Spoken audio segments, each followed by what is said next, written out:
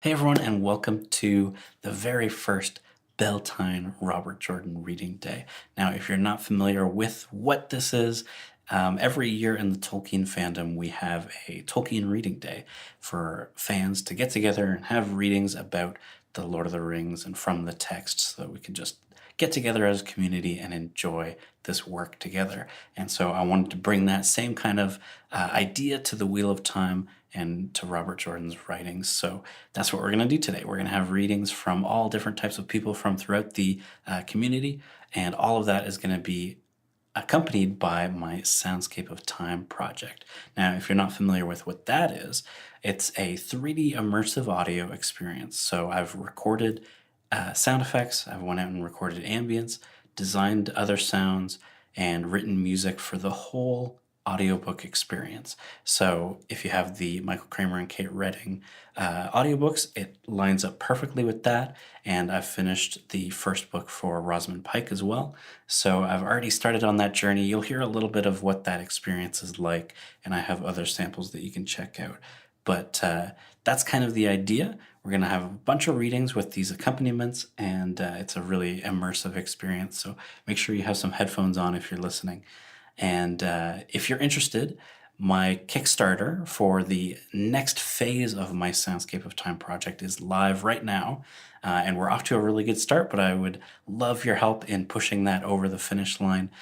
So if you're interested, the link is over here. You can check it out and back it if you're interested. And if you like what you hear throughout the day, it'll be just more, lots and lots more of that same kind of thing, but paired with the official audiobook if you've purchased those as well. So without further ado, let's dive into it, and I hope you enjoy Tine Robert Jordan Reading Day.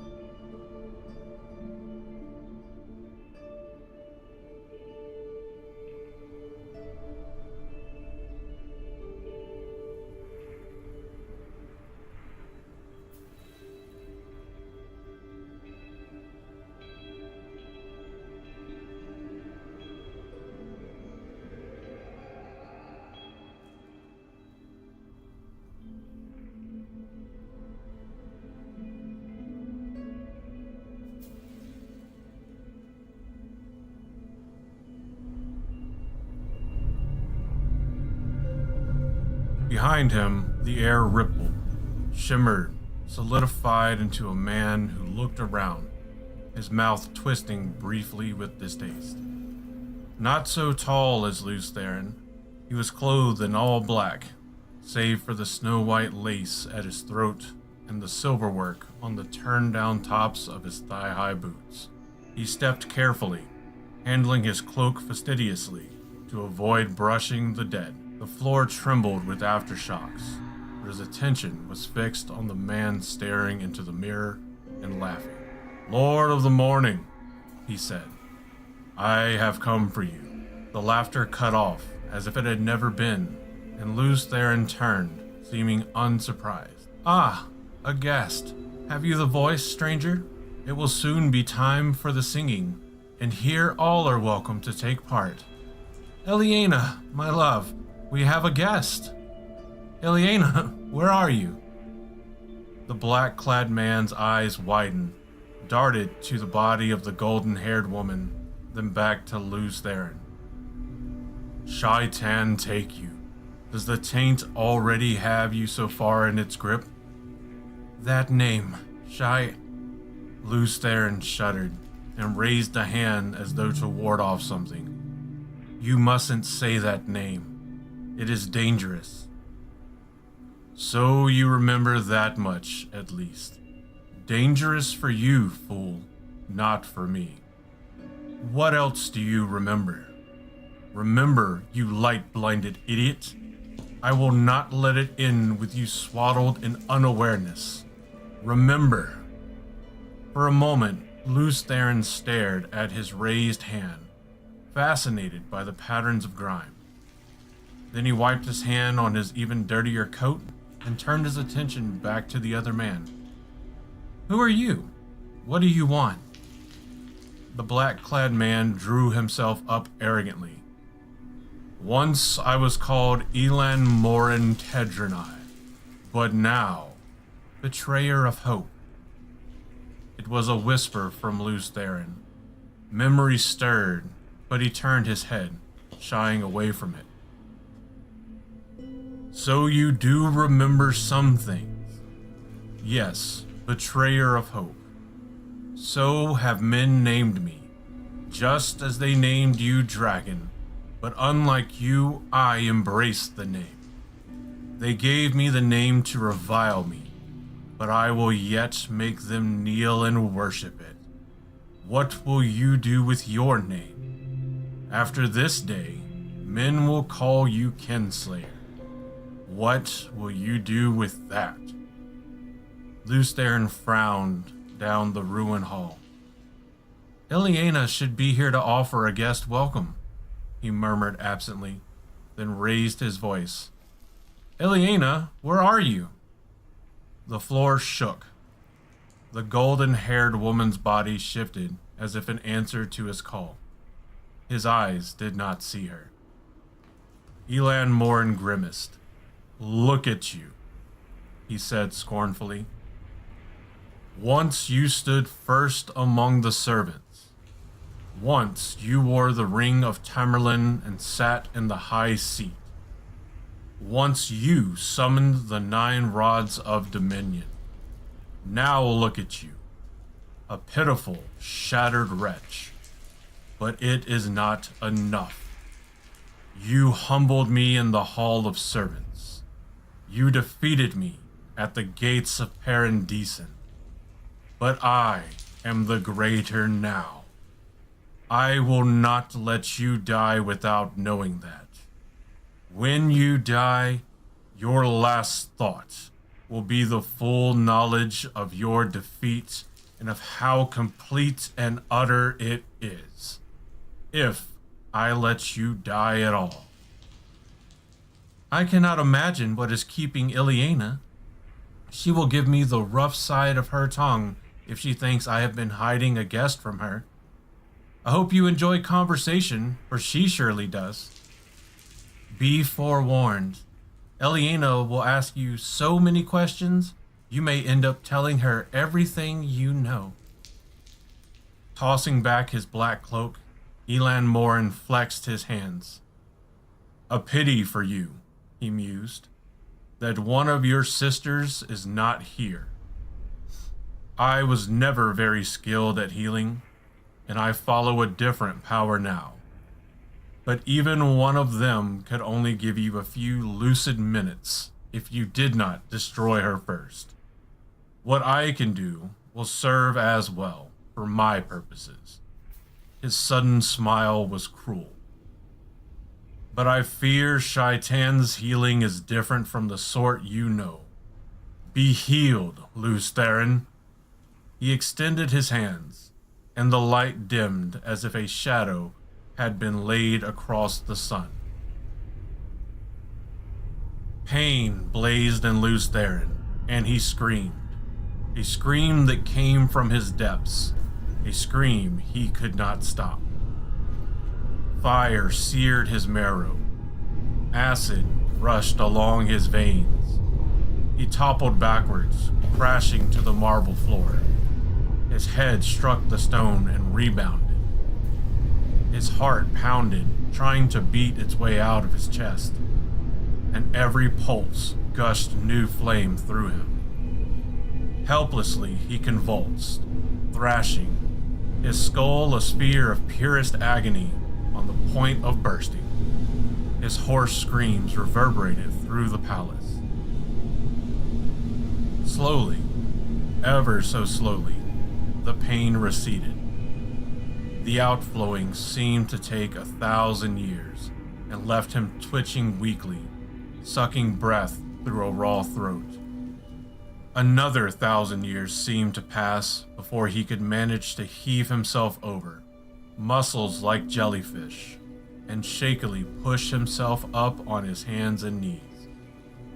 His eyes fell on the golden-haired woman, and the scream that was ripped out of him dwarfed every sound he had made before. Tottering, almost falling, he scrabbled brokenly across the floor to her. It took every bit of his strength to pull her up into his arms. His hands shook as he smoothed her hair back from her staring face. Ileana! Light, help me! Ileana! His body curved around hers protectively, his sobs the full-throated cries of a man who had nothing left to live for. Ileana! No! No! You can have her back, Kinslayer. The great Lord of the Dark can make her live again, if you will serve him, if you will serve me. Lews Therin raised his head, and the black-clad man took an involuntary step back from that gaze. 10 years, betrayer, Lews Therin said softly, the soft sound of steel being bared. 10 years, your foul master has racked the world, and now this, I will...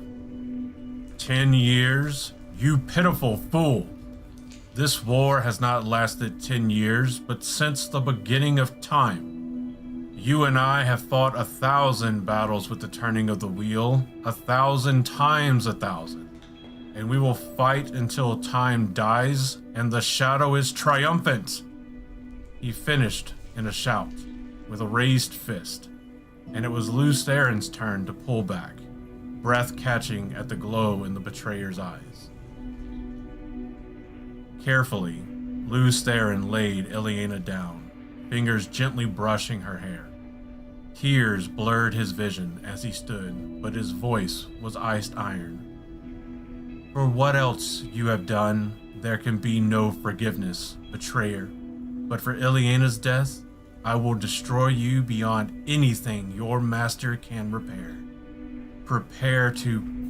Remember, you fool!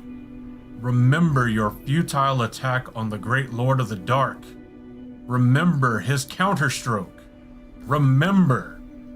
Even now, the 100 companions are tearing the world apart, and every day, 100 men more join them. What hand slew Ileana Sunhair, Kinslayer? Not mine, not mine. What hand struck down every life that bore a drop of your blood? Everyone who loved you. Everyone you loved. Not mine, Kinslayer. Not mine. Remember and know the price of opposing Shaitan. Sudden sweat made tracks down Lews Therin's face through the dust and dirt. He remembered, a cloudy memory, like a dream of a dream, but he knew it true. His howl beat at the walls, the howl of a man who had discovered his soul damned by his own hand, and he clawed at his face as if to tear away the sight of what he had done. Everywhere he looked, his eyes found the dead, torn they were, or broken, or burned, or half consumed by stone. Everywhere lay the lifeless faces he knew, faces he loved. Old servants and friends of his childhood, faithful companions through the long years of battle, and his children, his own sons and daughters, sprawled like broken dolls, play stilled forever, all slain by his hand. His children's faces accused him, blank eyes asking why, and his tears were no answer. The betrayer's laughter flogged him, drowning out his howls. He could not bear the faces, the pain. He could not bear to remain any longer. Desperately, he reached out to the true source, to tainted Sidene, and he traveled. The land around him was flat and empty. A river flowed nearby, straight and broad, but he could sense that there were no people within 100 leagues. He was alone as a man could be while still alive, yet he could not escape memory. The eyes pursued him through the endless caverns of his mind. He could not hide from them. His children's eyes, Eliena's eyes. Tears glistened on his cheeks as he turned his face to the sky. Light, forgive me. He did not believe it could come, forgiveness, not for what he had done. But he shouted to the sky anyway, begged for what he could not believe he could receive. Light, forgive me. He was still touching Sidene, the male half of the power that drove the universe, that turned the wheel of time, and he could feel the oily taint fouling its surface, the taint of the shadow's counterstroke, the taint that doomed the world. Because of him. Because in his pride, he had believed that men could match the Creator, could mend what the Creator had made, and they had broken. In his pride, he had believed. He drew on the true source deeply, and still more deeply, like a man dying of thirst. Quickly, he had drawn more of the one power than he could channel unaided. His skin felt as if it were aflame. Straining, he forced himself to draw more, tried to draw it all. Light, forgive me. Eliana. The air turned to fire, the fire to light liquefied. The bolt that struck from the heavens would have seared and blinded any eye that glimpsed it, even for an instant. From the heavens it came, blazed through Luz there and Telamon, poured into the bowels of the earth. Stone turned to vapor at its touch. The earth thrashed and quivered like a living thing in agony. Only a heartbeat did the shining bar exist, connecting ground and sky. But even after it vanished, the earth yet heaved like a sea in a storm. Molten rock fountained 500 feet into the air, and the groaning ground rose, thrusting the burning spray ever upward, ever higher. From north and south, from east and west, the wind howled in, snapping trees like twigs, shrieking and blowing as if to aid the growing mountain ever skyward. Ever skyward. At last the wind died, and the earth stilled to trembling mutters. Of Luz there in Telamon, no sign remained. Where he had stood, a mountain now rose miles into the sky, molten lava still gushing from its broken peak.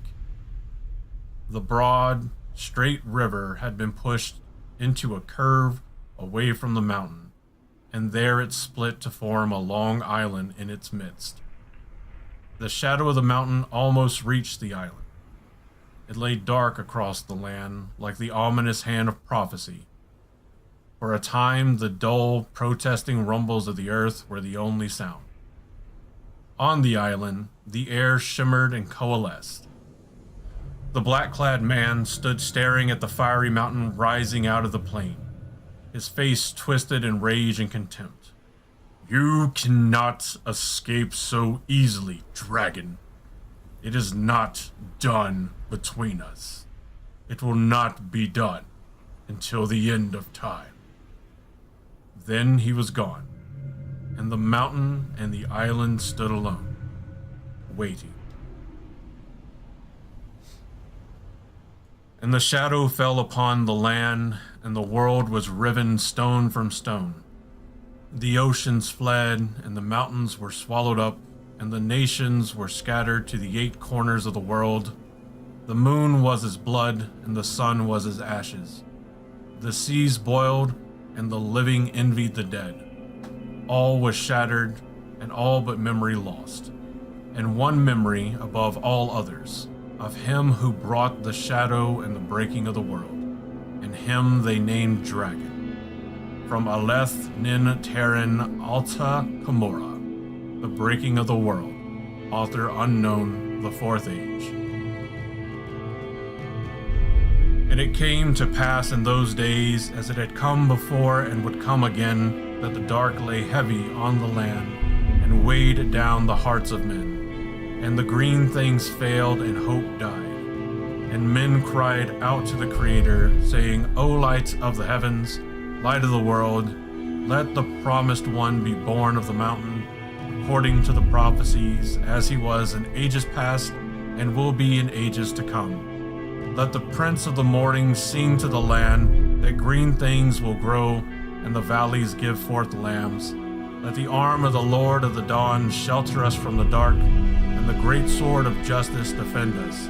Let the dragon ride again on the winds of time. From Troll, Rhiannon te Calamon, the cycle of the dragon, author unknown, the 4th age.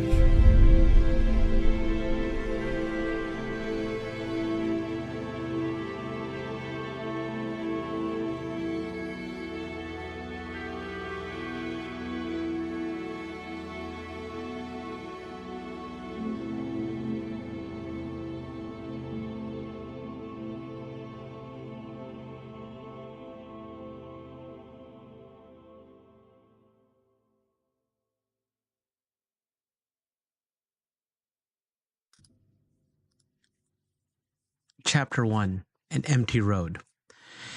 The wheel of time turns, and ages come and pass, leaving memories that become legend. Legend fades to myth, and even myth is long forgotten when the age that gave it birth comes again. In one age, called the 3rd age by some, an age yet to come, an age long past, a wind rose in the mountains of mist. The wind was not the beginning. There are neither beginnings nor endings to the turning of the wheel of time, but it was a beginning. Born below the ever cloud-capped peaks that gave the mountains their name, the wind blew east, out across the sandhills, once the shore of a great ocean before the breaking of the world. Down it flailed into the 2 rivers, into the tangled forest called the Westwood, and beat at 2 men walking with cart and horse, down the rock-strewn track called the Quarry Road. For all that spring should have come a good month since, the wind carried an icy chill, as if it would rather bear snow. Gusts plastered Randall Thor's cloak to his back, whipped the earth-colored wool around his legs, then streamed it out behind him. He wished his coat were heavier, or that he had worn an extra shirt. Half the time when he tried to tuck the cloak back around him, it caught on the quiver swinging at his hip. Trying to hold the cloak one-handed did not do much good anyway. He had his bow in the other, an arrow nocked and ready to drop. As a particularly strong blast tugged the cloak out of his hand, he glanced at his father or the back of the shaggy brown mare. He felt a little foolish about wanting to reassure himself that Tam was still there, but it was that kind of day. The wind howled when it rose, but aside from that, quiet lay heavy on the land. The soft creak of the axle sounded loud by comparison. No birds sang in the forest, no squirrels chittered from a branch. Not that he expected them, really. Not this spring. Only trees that kept leaf or needle through the winter had any green about them. Snarls of last year's bramble spread brown webs or stone outcrops under the trees. Nettles numbered most among the few weeds. The rest were the sorts with sharp burrs or thorns, or stinkweed, which left a rank smell on the unwary boot that crushed it. Scattered white patches of snow still dotted the ground where tight clumps of trees kept deep shade. Where sunlight did reach, it held neither strength nor warmth. The pale sun sat above the trees to the east, but its light was crisply dark, as if mixed with shadow. It was an awkward morning, made for unpleasant thoughts. Without thinking, he touched the nock of the arrow. It was ready to draw to his cheek in one smooth movement, the way Tam had taught him. Winter had been bad enough on the farms, worse than even the oldest folk remembered, but it must have been harsher still in the mountains, if the number of wolves driven down into the two rivers was any guide. Wolves raided the sheep pens and chewed their way into barns to get the cattle and horses. Bears had been after the sheep too, where a bear had not been seen in years. It was no longer safe to be out after dark. Men were the prey as often as sheep, and the sun did not have to beat down. Tam was taking steady strides on the other side of Bella, using his spear as a walking staff, ignoring the wind that made his brown cloak flap like a banner. Now and again he touched the mare's flank lightly, to remind her to keep moving.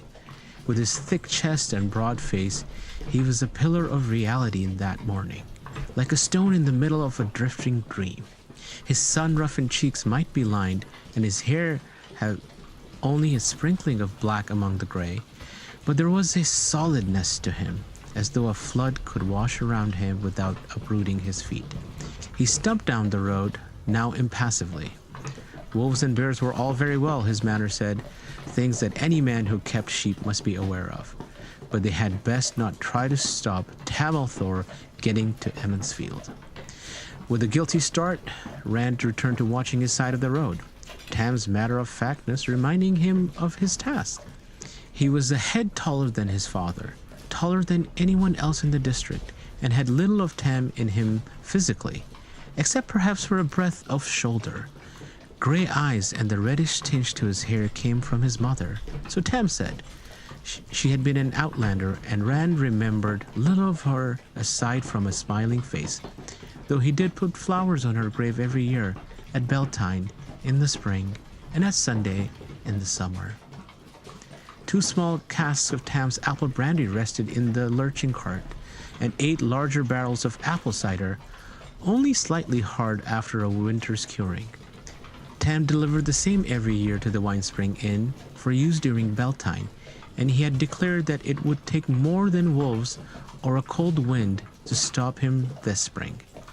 Even so, they had not been to the village for weeks.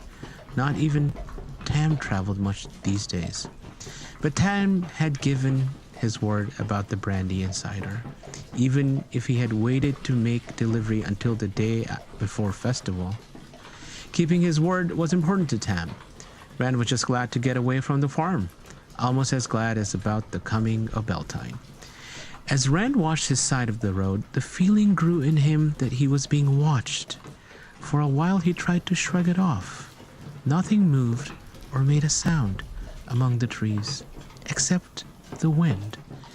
But the feeling not only persisted, it grew stronger. The hairs on his arms stirred. His skin prickled as if it itched on the inside. He shifted his bow irritably to rub at his arms and told himself to stop letting fancies take him. There was nothing in the woods on his side of the road, and Tam would have spoken if there had been anything on the other. He glanced over his shoulder and blinked. Not more than 20 spans back down the road, a cloaked figure on horseback followed them, horse and rider alike black, dull and ungleaming. It was more habit than anything else that kept him walking backward alongside the cart, even while he looked. The rider's cloak covered him to boot tops. The cowl tugged well forward, so no part of him showed. Vaguely, Rand thought there was something odd about the horseman, but it was the shadowed opening of the hood that fascinated him. He could see only the vaguest outlines of a face, but he had the feeling he was looking right into the rider's eyes, and he could not look away. queasiness settled in his stomach. There was only shadow to see in the hood, but he felt hatred as sharply as if he could see a snarling face. Hatred for everything that lived. Hatred for him, most of all. For him above all things. Abruptly, a stone caught his heel and he stumbled, breaking his eyes away from the dark horseman. His bow dropped to the road, and only an outthrust hand grabbing Bella's harness saved him from falling flat on his back. With a startled snort, the mare stopped, twisting her head to see what had caught her. Tam frowned over Bella's back to him.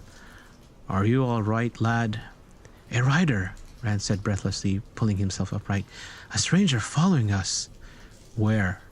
The older man lifted his broad-bladed spear and peered back warily. "There, down the..." Rand's word trailed off as he turned to point. The road behind was empty. Disbelieving, he stared into the forest on both sides of the road. Bare branch trees offered no hiding place, but there was not a glimmer of horse or horseman. He met his father's questioning gaze. He was there, a man in a black cloak, on a black horse. "I wouldn't doubt your word, lad, but where has he gone?" "I don't know, but he was there." He snatched up the fallen bow and arrow, hastily checked the fletching before re-knocking, and half drew before letting the bowstring relax. There was nothing to aim at. He was. Tam shook his grizzled head. "If you say so, lad. Come on, then. A horse leaves hoofprints, even on this ground." He started toward the rear of the cart, his cloak whipping in the wind. "If we find them, we'll know for a fact that he was there. If not, well, these are days to make a man think he's seeing things." Abruptly, Rand realized what had been odd about the horseman, aside from him being there at all. The wind that beat at Tam and him had not so much as shifted a fold of that black cloak. His mouth was suddenly dry. He must have imagined it. His father was right. This was a morning to prickle a man's imagination. But he did not believe it. Only how did he tell his father that the man who had apparently vanished to air wore a cloak that the wind did not touch? With a worried frown, he peered into the woods around them. It looked different than it ever had before. Almost since he was old enough to walk, he had run loose in the forest. The ponds and streams of the waterwood, beyond the last farms east of Emmonsfield, were where he had learned to swim. He had explored into the sandhills, which many in the Two Rivers said was bad luck. And once he had even gone to the very foot of the Mountains of Mist. Him and his closest friends, Mad Cawthon and Perrin Ibarra. That was a lot further afield than most people in Emmonsfield ever went. To them, a journey to the next village, up to Watch Hill, or down to Devon Ride was a big event. Nowhere in all of that, he found a place that made him afraid. Today, though, the Westwood was not the place he remembered. A man who could disappear so suddenly could reappear just as suddenly, maybe even right beside them. "No, father, there's no need." When Tam stopped in surprise, Rand covered his flush by tugging at the hood of his cloak. "You're probably right. No point looking for what isn't there. Not when we can use the time getting on to the village and out of this wind."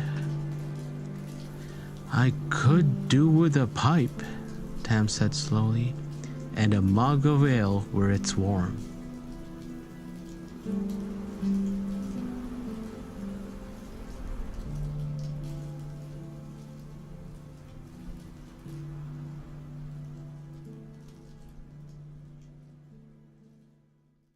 Clusters of pots clanged and banged as the peddler's wagon rumbled over the heavy timbers of the wagon bridge. Still surrounded by a cloud of villagers and farmers come for festival, the peddler reined his horses to a stop in front of the inn. From every direction, people streamed to swell the numbers around the great wagon, its wheels taller than any of the people with their eyes fastened to the peddler above them on the wagon seat. The man on the wagon was Paddon Fane, a pale, skinny fellow with gangly arms and a massive beak of a nose. Fane, always smiling and laughing as if he knew a joke that no one else knew, had driven his wagon and team into Amon's Field every spring for as long as Rand could remember. The door of the inn flew open, even as the team halted in a jangle of harness, and the village council appeared, led by Master Alvir and Tam. They marched out deliberately, even Sanbui, amid all the excited shouting of the others for pins or lace or books or a dozen other things. Reluctantly, the crowd parted to let them to the fore, everyone closing in quickly behind and never stopping their calling to the peddler. Most of all, the villagers called for news. In the eyes of the villagers, needles and tea and the like were no more than half the freight in a peddler's wagon.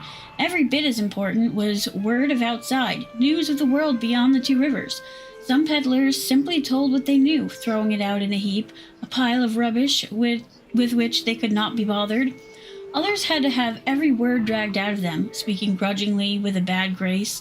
Fane, however, spoke freely, if often teasingly, and spun out the telling, making a show to rival a gleeman.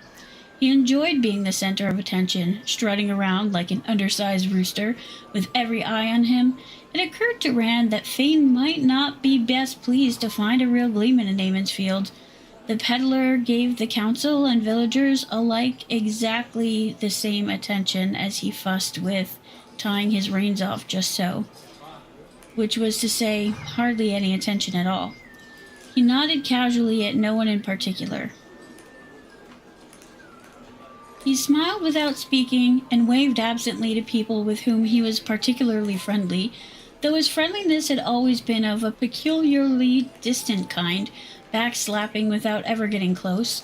The demands for him to speak grew louder, but Fane waited, fiddling with small tasks about the driver's seat for the crowd and the anticipation to reach the size he wanted. The council alone kept silent. They maintained the dignity befitting their position, but increasingly clouds of pipe smoke rising above their heads showed the effort of it. Rand and Matt edged into the crowd, getting as close to the wagon as they could. Rand would have stopped halfway, but Matt wriggled through the press, pulling Rand behind him until they were right behind the council. "I'd been thinking you were going to stay out on the farm through the whole festival," Perrin Ibarra shouted at Rand over the clamor. Half a head shorter than Rand, the curly-haired blacksmith's apprentice was so stocky as to seem a man and a half wide, with arms and shoulders thick enough to rival those of Master Luhan himself. He could easily have pushed through the throng, but that was not his way. He picked his path carefully, offering apologies to people who had only half a mind to notice anything but the peddler. He made the apologies anyway and tried not to jostle anyone as he worked through the crowd to Rand and Matt. "Imagine it," he said when he finally reached them. "Tine and a peddler both together. I'll bet there really are fireworks." "You don't know a quarter of it," Matt laughed. Perrin eyed him suspiciously, then looked a question at Rand. "It's true," Rand shouted, then gestured at the growing mass of people, all giving voice. "Later. I'll explain later. Later," I said. At that moment, Paddon Fane stood up on the wagon seat, and the crowd quieted in an instant. Rand's last words exploded into utter silence, catching the peddler with an arm raised dramatically and his mouth open. Everybody turned to stare at Rand. The bony little man on the wagon, preparing to have everyone hanging on his first words, gave Rand a sharp, searching look. Rand's face reddened, and he wished he were Ewan's size so he did not stand out so clearly. His friends shifted uncomfortably too. It had only been the year before that Fane had taken notice of them for the first time, acknowledging them as men. Fane did not usually have time for anyone too young to buy a good deal of things off his wagon. Rand hoped he had not been relegated to a child again in the peddler's eyes. With a loud harumph, Fane tugged at his heavy cloak. "No, not later," the peddler declaimed, once more throwing up a hand grandly. "I will be telling you now." As he spoke, he made broad gestures, casting his words over the crowd. "You're thinking you had troubles in the two rivers, are you? Well, all the world has troubles, from the Great Blight south to the Sea of Storms, from the Arith Ocean in the west to the Aiel Waste in the east, and even beyond. The winter was harsher than you've ever seen before, cold enough to gel your blood and crack your bones. Ah, winter was cold and harsh everywhere. In the borderlands, they'd be calling your winter spring. But spring does not come, you say? Wolves have killed your sheep? Perhaps wolves have attacked men? Is that the way of it? Well now, spring is late everywhere. There are wolves everywhere, all hungry for any flesh they can sink a tooth into, be it sheep or cow or man. But there are things worse than wolves or winter. There are those who would be glad to have only your little troubles. He paused expectantly. What could be worse than wolves killing sheep and men? Sanbui demanded. Others muttered in support. Men killing men.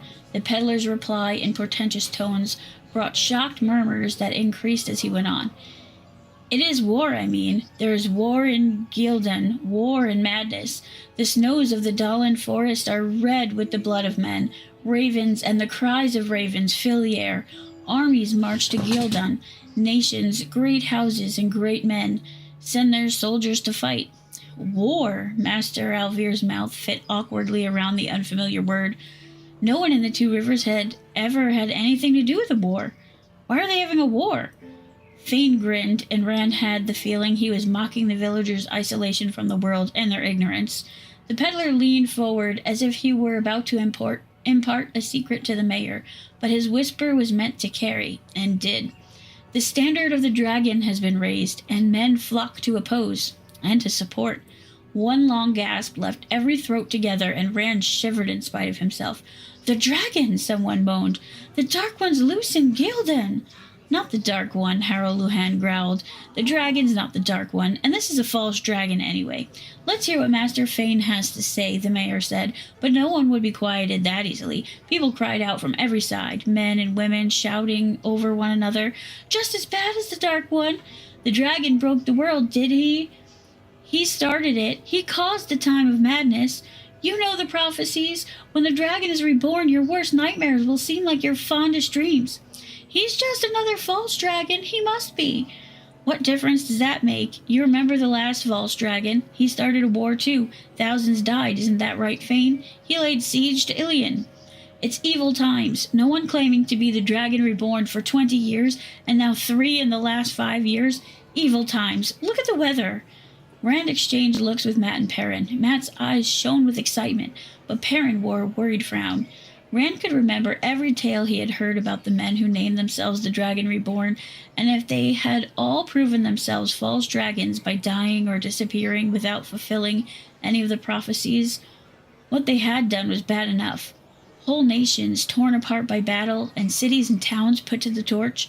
The dead fell like autumn leaves, and refugees clogged the roads like sheep in a pen.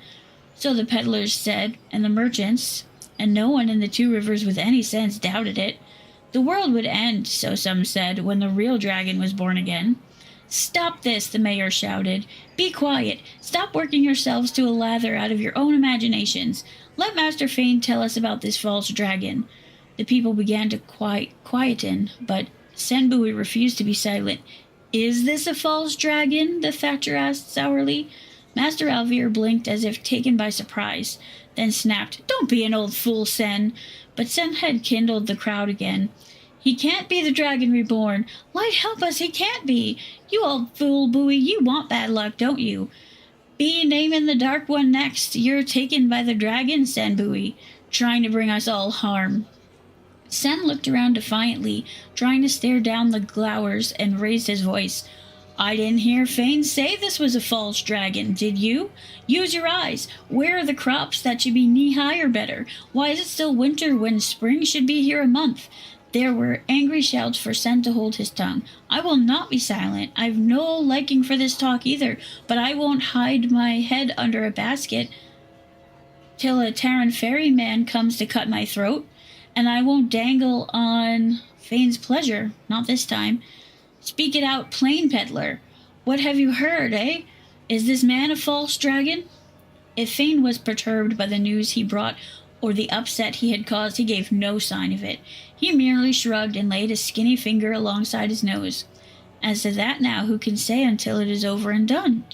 He paused with one of his secretive grins, running his eyes over the crowd as if imagining how they would react and finding it funny. I do know, he said too casually, that he can wield the one power. The others couldn't, but he can channel. The ground opens beneath his enemy's feet, and strong walls crumble at his shout. Lightning comes when he calls, and strikes where he points. That I've heard, and from men I believe. A stunned silence fell. Rand looked at his friends. Perrin seemed to be seeing things he did not like, but Matt still looked excited. Tam, his face only a little less composed than usual, drew the mayor close, but before he could speak, Ewan Finnegar burst out, "He'll go mad and die! In the stories, men who channel the power always go mad, and then waste away and die. Only women can touch it. Doesn't he know that?" He ducked under a cuff from Master Bowie. "Enough of that from you, boy," Sen shook a gnarled fist in Ewan's face. "Show a proper respect and leave this to your elders. Get away with you." "Hold steady, Sen," Tam growled. "The boy is just curious. There's no need of this foolishness from you." "Act your age," Bran said, "and for once remember you're a member of the council." Sen's wrinkled face grew darker with every word from Tam and the mayor until it was almost purple. "You know what kind of women he's talking about. Stop frowning at me, Luhan, and you too, Craw. This is a decent village of decent folk, and it's bad enough to have Thane here talking about false dragons using the power without this dragon-possessed fool of a boy bringing Aes Sedai into it. Some things just shouldn't be talked about, and I don't care if you will be letting that fool Gleeman tell any kind of tale he wants. It isn't right or decent." "I never saw or heard any or smelled anything that couldn't be talked about," Tam said, but Fane was not finished. "The Aes Sedai are already into it," the peddler spoke up. "A party of them has ridden south from Tar Valon. Since he can wield the power, none but Aes Sedai can defeat him. For all the battles they fight or deal with him once he's defeated, if he is defeated." Someone in the crowd moaned aloud, and even Tam and Bran exchanged uneasy frowns. Huddlers of villagers clumped together, and some pulled their cloaks tighter around themselves, though the wind had actually lessened. "Of course he'll be defeated," someone shouted. "They're always beaten in the end, false dragons. He has to be defeated, doesn't he? What if he isn't?" Tam had finally managed to speak quietly into the mayor's ear, and Bran, nodding from time to time and ignoring the hubbub around them, waited until he was finished before raising his own voice. "All of you listen. Be quiet and listen." The shouting died to a murmur again. "This goes beyond mere news from outside. It must be discussed by the village council. Master Fane, if you will join us inside the inn, we have questions to ask." "A good mug of hot mulled wine would not go far amiss with me just now," the peddler replied with a chuckle. He jumped down from the wagon, dusted his hands on his coat, and cheerfully righted his cloak. "Will you be looking after my horses, if you please?" "I want to hear what he has to say," more than one voice was raised in protest. "You can't take him off. My wife sent me to buy pins." That was Whitconger. He hunched his shoulders at the stares some of the others gave him, but he held his ground. "We've a right to ask questions too," somebody in the crowd shouted. "Be silent," the mayor roared, producing a startled hush. "When the council has asked its questions, Master Fane will be back to tell you all his news, and to sell you his pots and pins." "Who?" "Tad, stable master Fane's horses."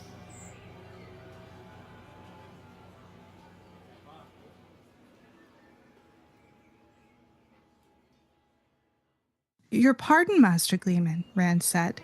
He knew he was grinning foolishly himself. "That was our wisdom, and—" "That pretty slip of a girl," the Gleeman exclaimed. "A village wisdom? Why, at her age, she should better be flirting with young men than foretelling the weather and curing the sick." Rand shifted uncomfortably. He hoped Nynaeve never overheard the man's opinion, at least not until he had done with his performing. Perrin winced at the Gleeman's words, and Matt whistled soundlessly, as if both had had the same thought he had. "The men were the village council," Rand went on. "I'm sure they intended no discourtesy.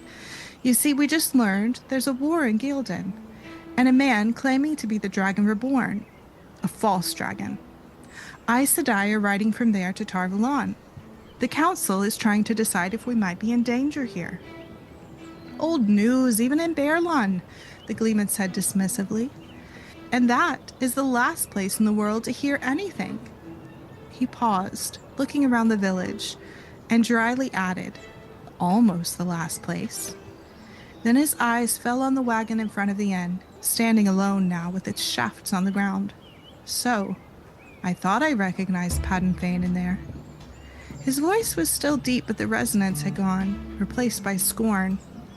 Fane was always one to carry bad news quickly, and the worse, the faster. There's more raven in him than man.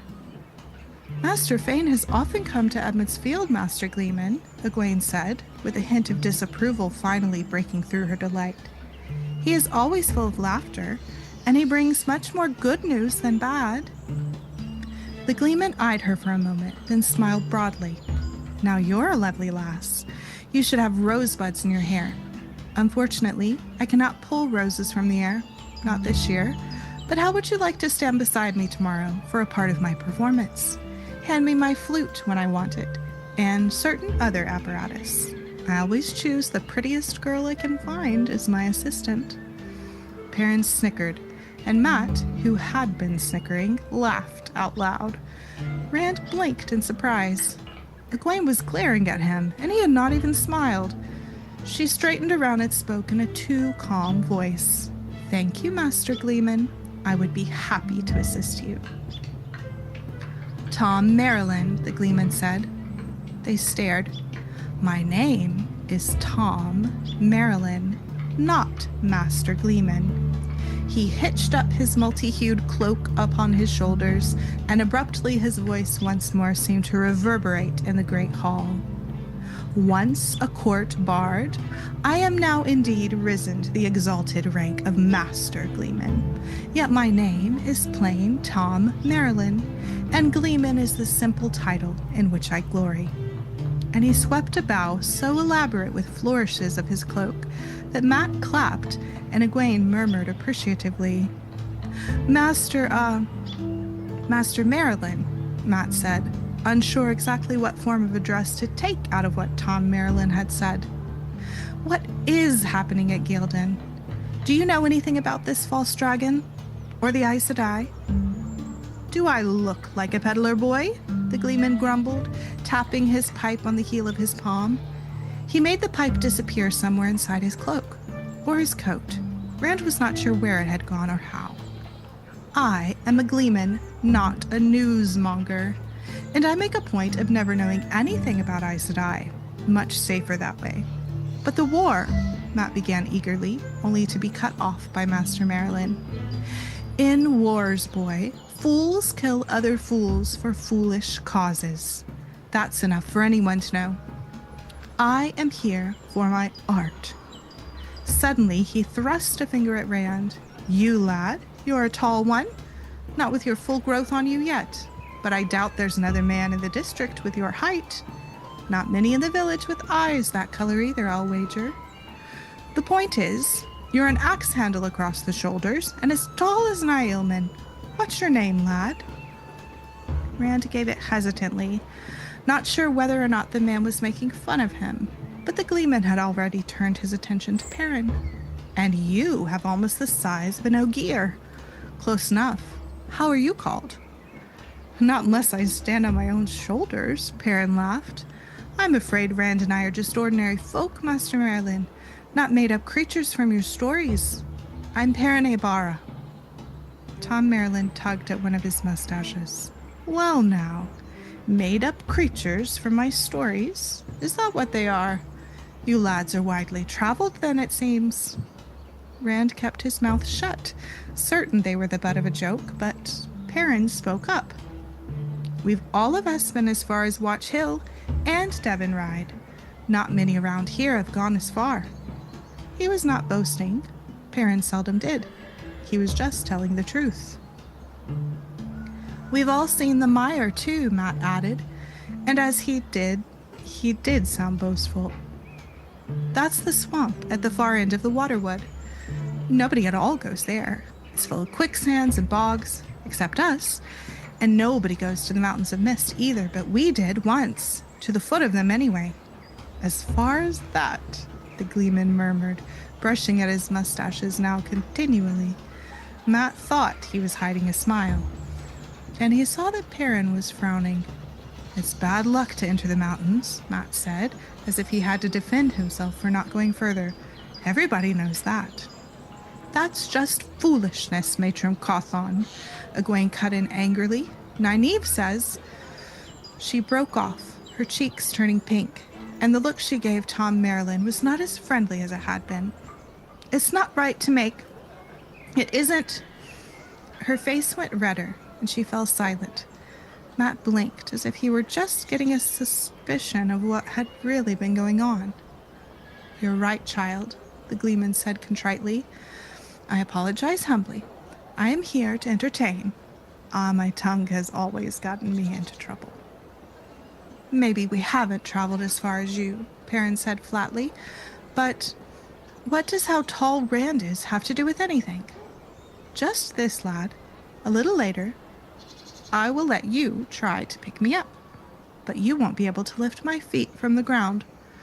Not you, nor your tall friend there, Rand, is it? Nor any other man. Now what do you think of that?" Perrin snorted a laugh. "I think I can lift you right now." But when he stepped forward, Tom Marilyn motioned him back. "Later, lad, later, when there are more folk to watch. An artist needs an audience." A score of folk had gathered on the green since the Gleeman appeared from the inn. Young men and women down to the children who peeked wide-eyed and silent from behind the older onlookers. All looked as if they were waiting for miraculous things to appear from the Gleeman. The white-haired man looked them over. He appeared to be counting them, and then gave a slight shake of his head and sighed. "I suppose I had better give you a small sample, so you can run to tell the others. Eh? Just a taste of what you'll see tomorrow at your festival." He took a step back and suddenly leaped into the air, twisting and somersaulting to land facing them atop the old stone foundation. More than that, 3 balls, red, white, and black, began dancing between his hands as he landed. A soft sound came from the watchers, half astonishment, half satisfaction. Even Rand forgot his irritation. He flashed Egwene a grin, and got a delighted one in return, and they both turned to stare unabashedly at the Gleeman. "You want stories?" Tom Marilyn declaimed. "I have stories, and I will give them to you. I will make them come alive before your eyes." A blue ball joined the others from somewhere, then a green one, and a yellow. Tales of great wars and great heroes for the men and boys, for the women and girls, the entire Apotargian cycle. Tales of Otter Pandrag Tanriel, Otter Hawkwing, Otter the High King, who once ruled all the lands from the Io Waste to the Aerith Ocean, and even beyond. Wondrous stories of strange people in strange lands, of the Green Man, Warders, and Trollocs, of Ogier and Aiel, the 1,000 tales of Anla, the wise counselor, Jaem the giant slayer, how Susa tamed Jane Farstrider, Mara and the 3 foolish kings. "Tell us about Len," Egwene called, "how he flew to the moon in the belly of the eagle made of fire. Tell us about his daughter Salia who walked among the stars." Rand looked at her out of the corner of his eye, but she seemed intent on the Gleeman. She had never liked stories about adventures and long journeys.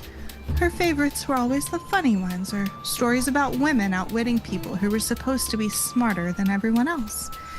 He was sure she had asked for tales about Lynn and Salia to put a burr under his shirt. Surely she could see that the world outside was no place for 2 river folk. Listening to the tales of adventures, even dreaming about them, was one thing, but having them take place around you would be something else again.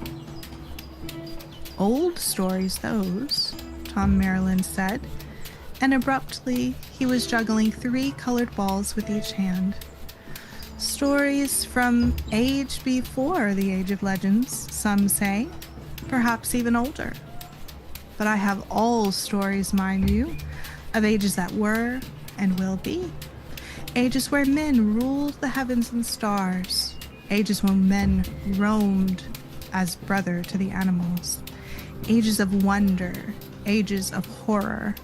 Ages ended by fire raining from the skies, and ages doomed by snow and ice covering the land and sea. I have all stories, and I will tell all stories. Tales of Mosk, the giant, with his lance of fire that could reach around the world, and his wars with Elsbeth, the queen of all. Tales of Matris, the healer, mother of the wondrous end. The balls now danced between Tom's hands in two intertwining circles.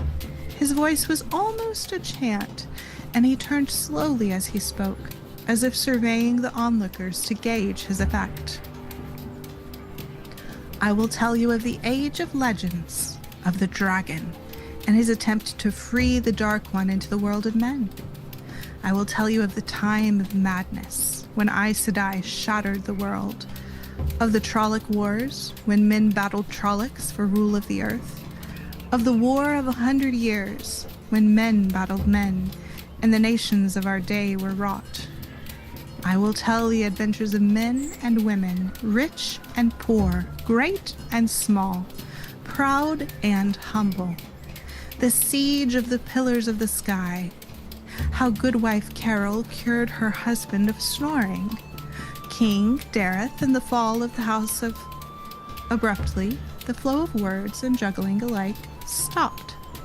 Tom simply snatched the balls from the air and stopped talking. Unnoticed by Rand, Moraine had joined the listeners. Lan was at her shoulder, though he had to look twice to see the man. For a moment, Tom looked at Moraine sideways, his face and body still, except for making the balls disappear into his capacious coat sleeves.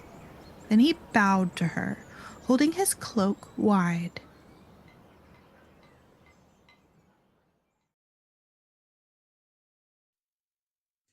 Tam softly placed the stew-filled bowls on the table. Slowly, he moved away from the table. Both of his hands rested on his sword hilt. I don't think, he began, and the door burst open, pieces of the iron lock spinning across the floor. A figure filled the doorway, bigger than any man Rand had ever seen. A figure in black mail that hung to his knees with spikes at wrists and elbows and shoulders. One hand clutched a heavy scythe-like sword, the other hand was flung up before his eyes as if to shield them from the light. Rand felt the beginnings of an odd sort of relief. Whoever this was, it was not the black-cloaked rider. Then he saw the curled ram's horns on the head that brushed the top of the doorway, and where mouth and nose should have been was a hairy muzzle. He took in all of it in the space of one deep breath, and he let out in a terrified yell as, without thinking, he hurled the hot kettle at the half-human head. The creature roared, part scream of pain, part animal snarl, as boiling water splashed on his face. Even as the kettle struck, Tam's sword flashed. The roar abruptly became a gurgle, and the huge shape toppled back. Before it finished falling, another was trying to claw its way past. Rand glimpsed a misshapen head topped by spike-like horns before Tam struck again. Two huge bodies blocked the door. He realized his father was shouting at him. "Run, lad! Hide in the woods!" The bodies in the doorway jerked as others outside tried to pull them clear. Tam thrust a shoulder under the massive table. With a grunt, he heaved it over atop the tangle. "There are too many to hold! Out the back! Go! Go! I'll follow!" Even as Rand turned away, shame filled him that he obeyed so quickly. He wanted to stay and help his father, though he could not imagine how, but fear had him by the throat, and his legs moved on their own. He dashed from the room toward the back of the house as fast as he had ever run in his life. Crashes and shouts from the front door pursued him. He had his hands on the bar across the back door when his eye fell on the iron lock that was never locked, except that Tam had done just that tonight. Letting the bar stay where it was, he darted to a side window, flung up the sash and threw back the shutters. Night had replaced twilight completely. The full moon and drifting clouds made dapple shadows chase one another across the farmyard. Shadows, he told himself, only shadows. The back door creaked as someone outside or something tried to push it open. His mouth went dry. A crash shook the door in his frame and lent him speed. He slipped through the window like hair going to ground and cowered against the side of the house. Inside the room, wood splintered like thunder. He forced himself up to a crouch, made himself peer inside, just with one eye, just at the corner of the window. In the dark, he could not make out much, but more than he really wanted to see. The door hung askew, and shadowed shapes moved cautiously into the room, talking in low, guttural voices. Rand understood none of what was said. The language sounded harsh, unsuited to a human tongue. Axes and spears spiked things, dully reflected stray glimmers of moonlight. Boots scraped on the floor, and there was a rhythmic click as of hooves as well. He tried to work moisture back into his mouth. Drawing a deep, ragged breath, he shouted as loudly as he could, "They're coming in the back!" The words came out in a croak, but at least they came out. He had not been sure they would. "I'm outside! Run, father!" With the last word, he was sprinting away from the farmhouse. Hoarse voice shouts in a strange tongue raged from the back room. Glass shattered loud and sharp, and something thudded heavily to the ground behind him. He guessed one of them had broken through the window rather than try to squeeze through the opening, but he did not look back to see if he was right. Like a fox running from hounds, he darted into the nearest mooncast shadows as if headed for the woods, then dropped to his belly and slithered back to the barn and its larger, deeper shadows. Something fell across his shoulders, and he thrashed about, not sure if he was trying to fight or escape, until he realized he was grappling with the new hoe handle Tam had been shaping. Idiot! For a moment he lay there, trying to stop panting. Copland, fool, idiot! Last he crawled on along the back of the barn, dragging the hoe handle with him. It was not much, but it was better than nothing. Cautiously he looked around the corner at the farmyard and the house. Of the creature that had jumped out after him there was no sign. It could be anywhere. Hunting him, surely. Even creeping up on him at that very moment. Frightened bleats filled the sheep pen to his left. The flock mulled as if trying to find an escape. Shadowed shapes flickered in the lighted front windows of the house, and the clash of steel on steel rang through the darkness. Suddenly, one of the windows burst outward in a shower of glass and wood as Tam leapt through it, sword still in hand. He landed on his feet, but instead of running away from the house, he dashed toward the back of it, ignoring the monstrous things scrambling after him, through the broken window and the doorway. Rand stared in disbelief. Why was he not trying to get away? Then he understood. Tam had last heard his voice from the rear of the house. "Father!" he shouted. "I'm over here!" In mid-stride, Tam whirled, not running toward Rand, but at an angle away from him. "Run, lad!" he shouted, gesturing with the sword as if to someone ahead of him. "Hide!" A dozen huge forms streamed after him, harsh shouts and shrill howls shivering the air. Rand pulled back into the shadows behind the barn. There he could not be seen from the house, in case any of the creatures were still inside. He was safe, for the moment at least. Not Tam.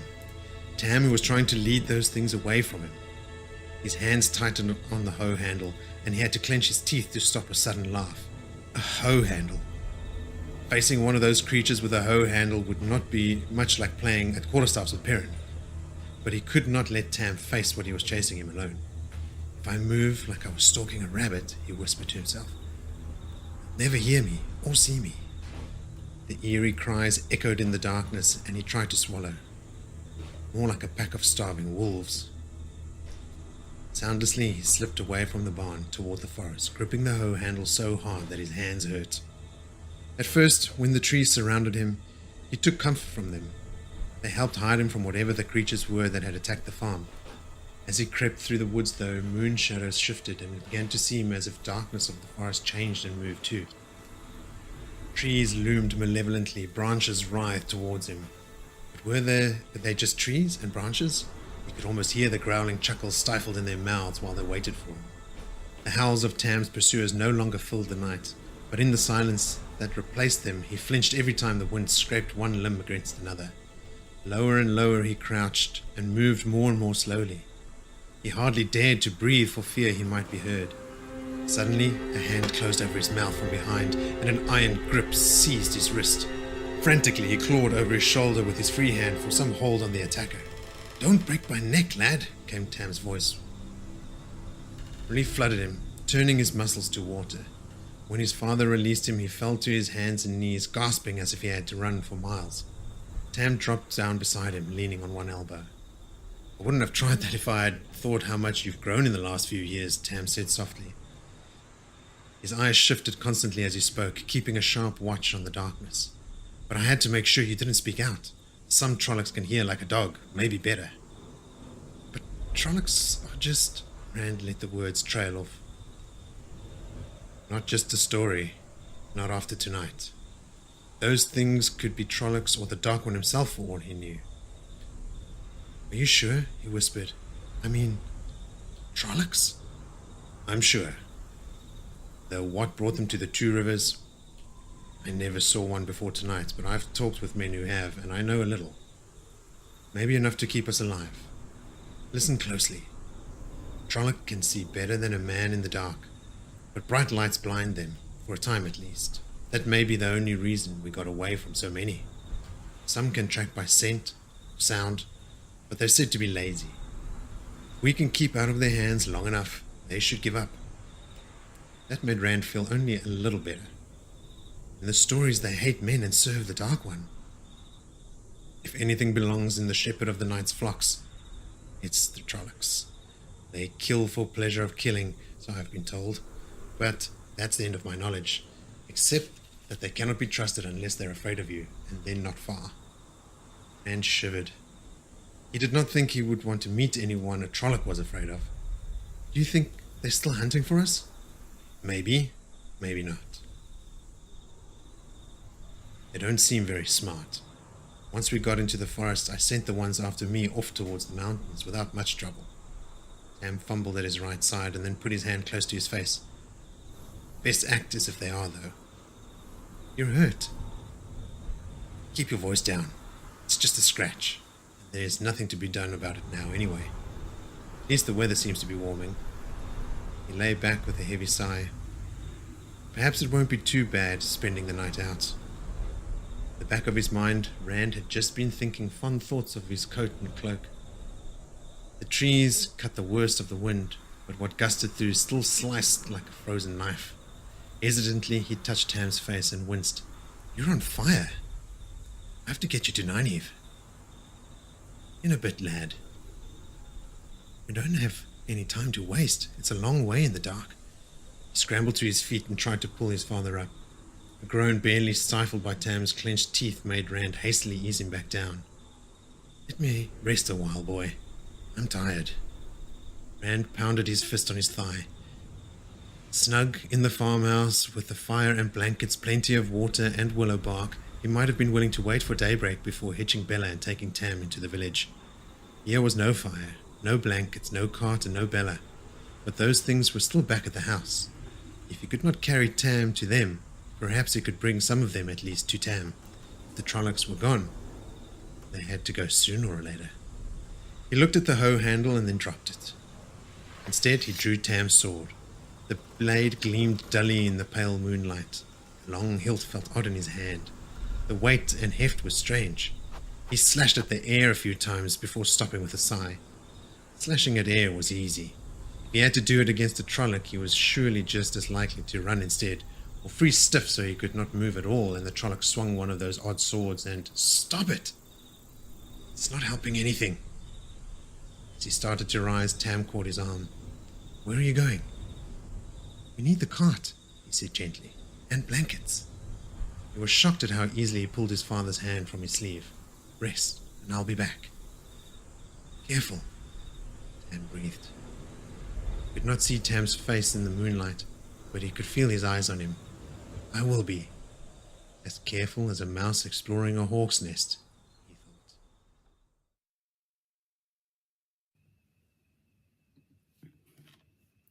They came over the dragon wall like a flood, Tam said suddenly in a strong, angry voice, and washed the land with blood. How many died for layman's sin? Rand almost fell from surprise. Wearily, he lowered the litter to the ground and untangled himself. The strip of blanket left a burning groove in his shoulders. Shrugging to work the knots out, he knelt beside Tam. Fumbling for the water bag, he peered through the trees, trying vainly in the dim moonlight to see up and down the road, not 20 paces away. Nothing moved there but shadows. Nothing but shadows. There isn't any flood of Trollocs, father. Not now, anyway. We'll be safe in Eamon's Field soon. Drink a little water. Tam brushed aside the water bag with an arm that seemed to have regained all of its strength. He seized Rand's collar, pulling him close enough to feel the heat of his father's fever in his own cheek.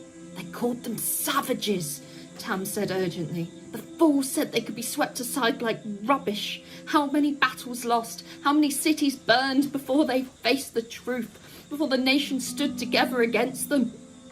He loosed his hold on Rand, and sadness filled his voice. The field of Marath carpeted with the dead, and no sound but the cries of ravens, the buzzings of flies, the topless towers of Karen burning in the night like torches, all the way to the shining walls they burned and slew before they turned back, all the way to...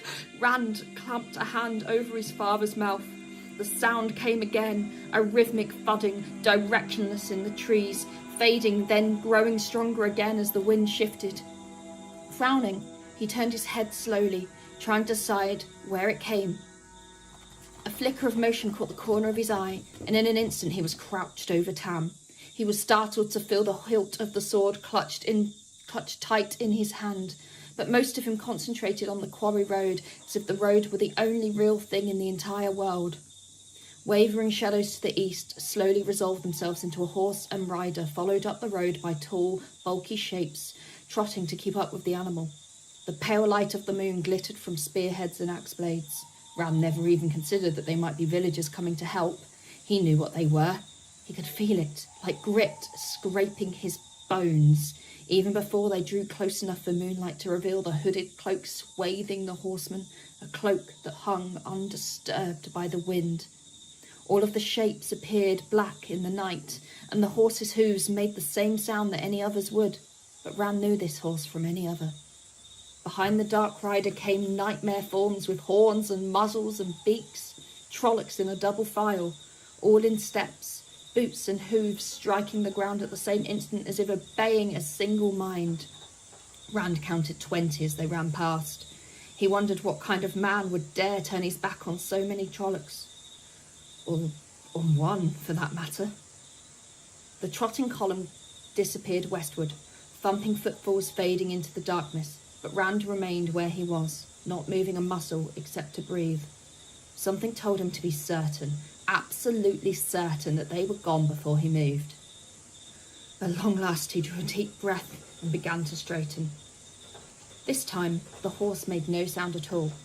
In eerie silence the dark rider returned, his shadowy mount stopping every few steps as it walked slowly back down the road.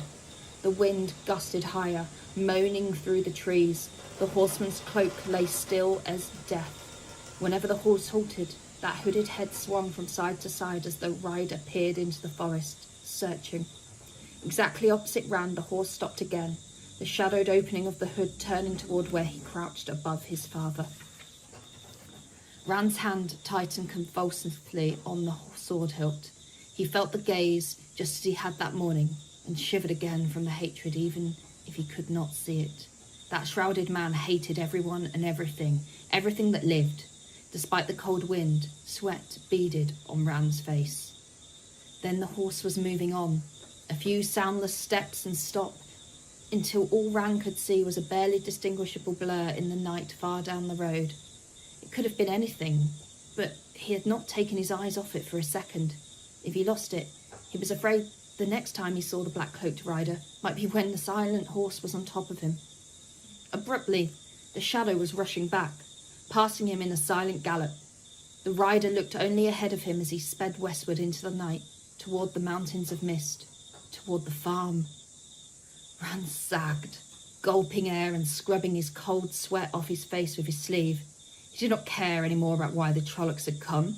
If he never found out why, that would be fine, just as long as it was all ended. With a shake, he gathered himself, hastily checking his father. Tam was still murmuring, but so softly Rand could not make out the words. He tried to give him a drink, but the water spilled over his father's chin. Tam coughed and choked on the trickle that made it into his mouth, then began muttering again as if there had not been any interruption. Rand splashed a little more water on the cloth on Tam's forehead, pushed the water bag back on the litter, and scrambled between the shafts again. He started out as if he had had a good night's sleep, but the new strength did not last long. Fear masked his tiredness in the beginning. But though the fear remained, the mask melted away quickly. Soon he was back to stumbling forward, trying to ignore hunger and aching muscles. He concentrated on putting one foot in front of the other without tripping. In his mind, he pictured Eamon's Field, shutters thrown back and the houses lit for winter night, people shouting greetings as they passed back and forth on their visits, fizzles fiddling the streets with James Folly and Heron on the Wing. Howell Luhan would have one too many brandies and start singing The Wind in the Barley in a voice like a bullfrog. He always did until his wife managed to shush him. And Sempui would decide to prove that he could still dance as well as ever, and Matt would have something planned that would not quite happen the way he intended, and everybody would know he was responsible even if no one could prove it. He could almost smile thinking about how it would be. After a time, Tam spoke up again. Avenda Sora. It said it makes no seed, but they brought a cutting to Carrion, a sapling, a royal gift of wonder for the king. Though he sounded angry, he was barely loud enough for Rand to understand. Anyone who could hear him would be able to hear the litter scraping across the ground too. Rand kept on, only half listening. They never make peace, never. But they brought a sapling as a sign of peace. 500 years it grew, 500 years of peace with those who make no peace with strangers. Why did he cut it down? Why? Blood was the price for Avondora. Blood the price for Layman's pride. He faded off into muttering once more. Tiredly, Rand wondered what fever dream Tam could be having now. Avendasora, the tree of life, was supposed to have all sorts of miraculous qualities, but none of the stories mentioned any sapling, or any they. There was only the one, and that belonged to the Green Man. Only that morning he might have felt foolish musing over the Green Man and the Tree of Life. They were only stories. Are they? Trollocs were just stories this morning. Maybe all the stories were as real as the news the peddlers and merchants bought. All the gleeman's tales and all the stories told at night in front of the fireplace. Next, he might actually meet the Green Man, or an Ogier giant, or a wild, black-veiled Aielman. Tam was talking again, he realised. Sometimes only murmuring, sometimes loud enough to understand. From time to time he stopped to pant for breath, then went on as if he thought he had been speaking the whole time. Battles are always hot, even in the snow. Sweat heat, blood heat, only death is cool. Sloping the mountain. Only place it didn't stink of death. Had to get away from the smell of it, the sight of it. Heard a baby cry. The women fight along the men. Sometimes. But why'd they let her come? I don't. Gave birth there alone. Before she died of her wounds. Covered the child with her cloak. But the wind blown the cloak away. The child flew of the cold. Should have been dead too. Crying there. Crying in the snow. I couldn't just leave a child. They had children of our own. Always knew you wanted children. I knew you'd take them into your heart, Harry. I slept. Rand is a good name. A good name. Suddenly, Rand's legs lost the little strength they had. Stumbling, he fell to his knees. Tam moaned with the jolt and the strip of blanket cut into Rand's shoulders. He was not aware of either. If a Trolloc had leapt up in front of him right then, he would have just stared at it. He looked over his shoulders at Tam, who had sunk back into wordless murmurs. Fever dreams, he thought dully. Fevers always brought bad dreams, and this was a night for nightmares even without a fever. You are my father, he said aloud, stretching back a hand to touch Tam. And I am... The fever was worse, much worse. Grimly he struggled to his feet. Tam murmured something, but Rand refused to listen anymore. Throwing his weight against the improvised harness, he tried to put all of his mind into taking one leaden step after another, into reaching the safety of Eamon's Field. But he could not stop the echo in the back of his mind. He's my father. It was just a fever dream. He's my father. It was just a fever dream. Light. Who am I?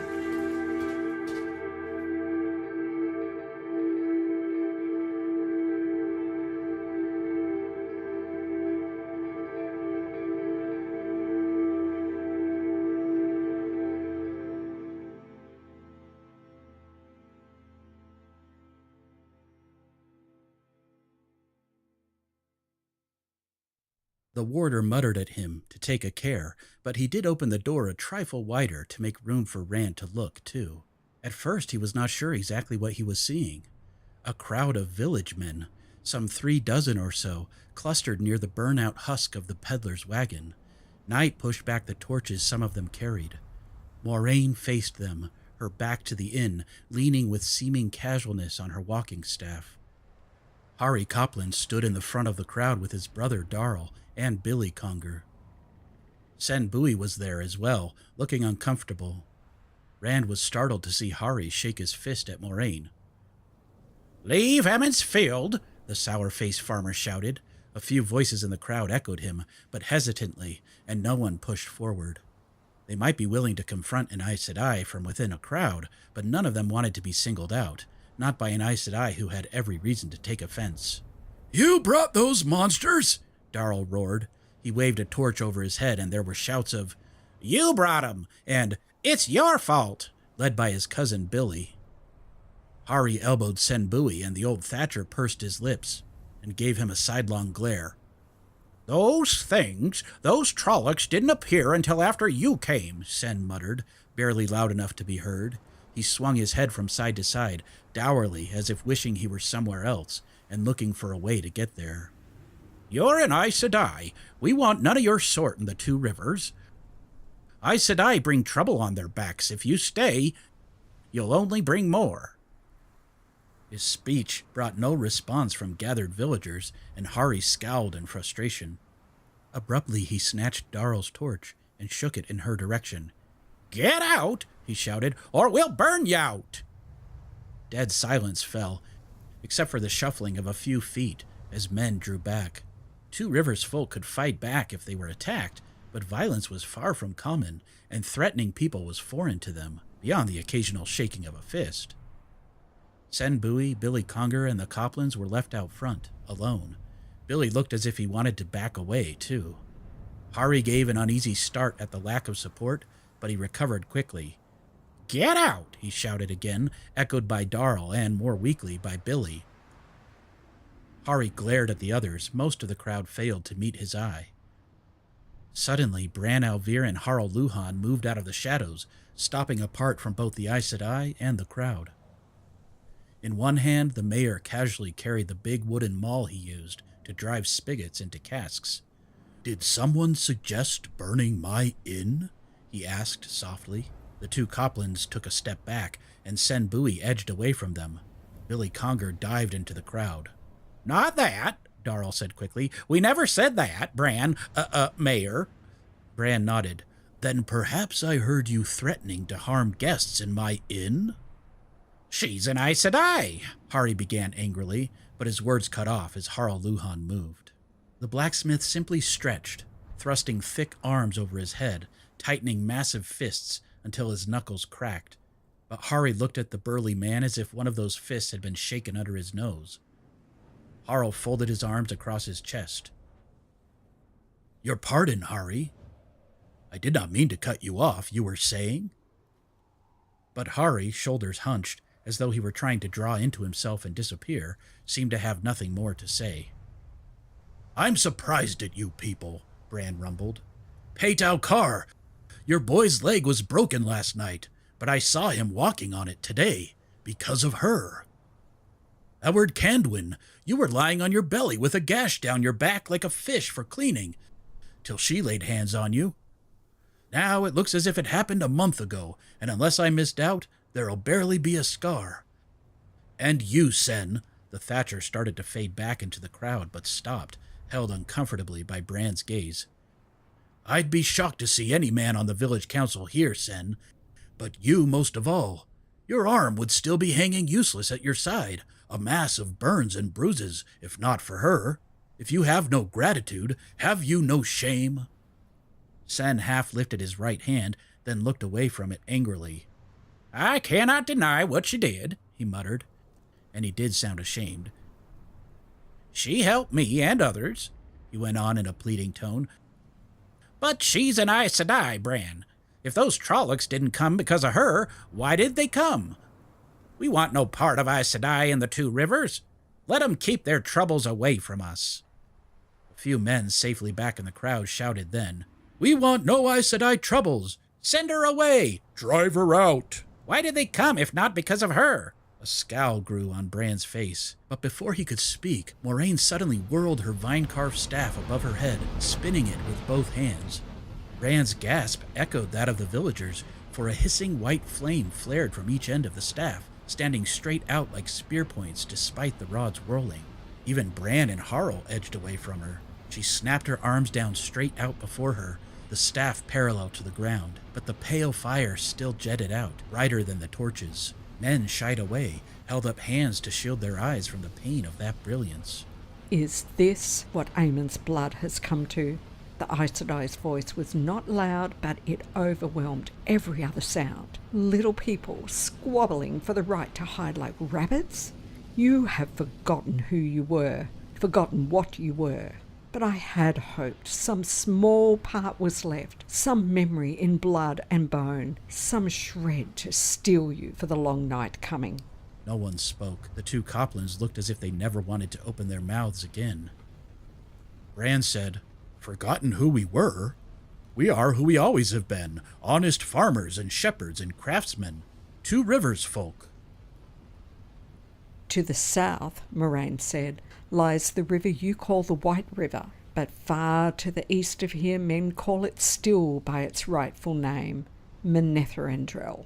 In the old tongue, waters of the mountain home, sparkling waters that once coursed through a land of bravery and beauty.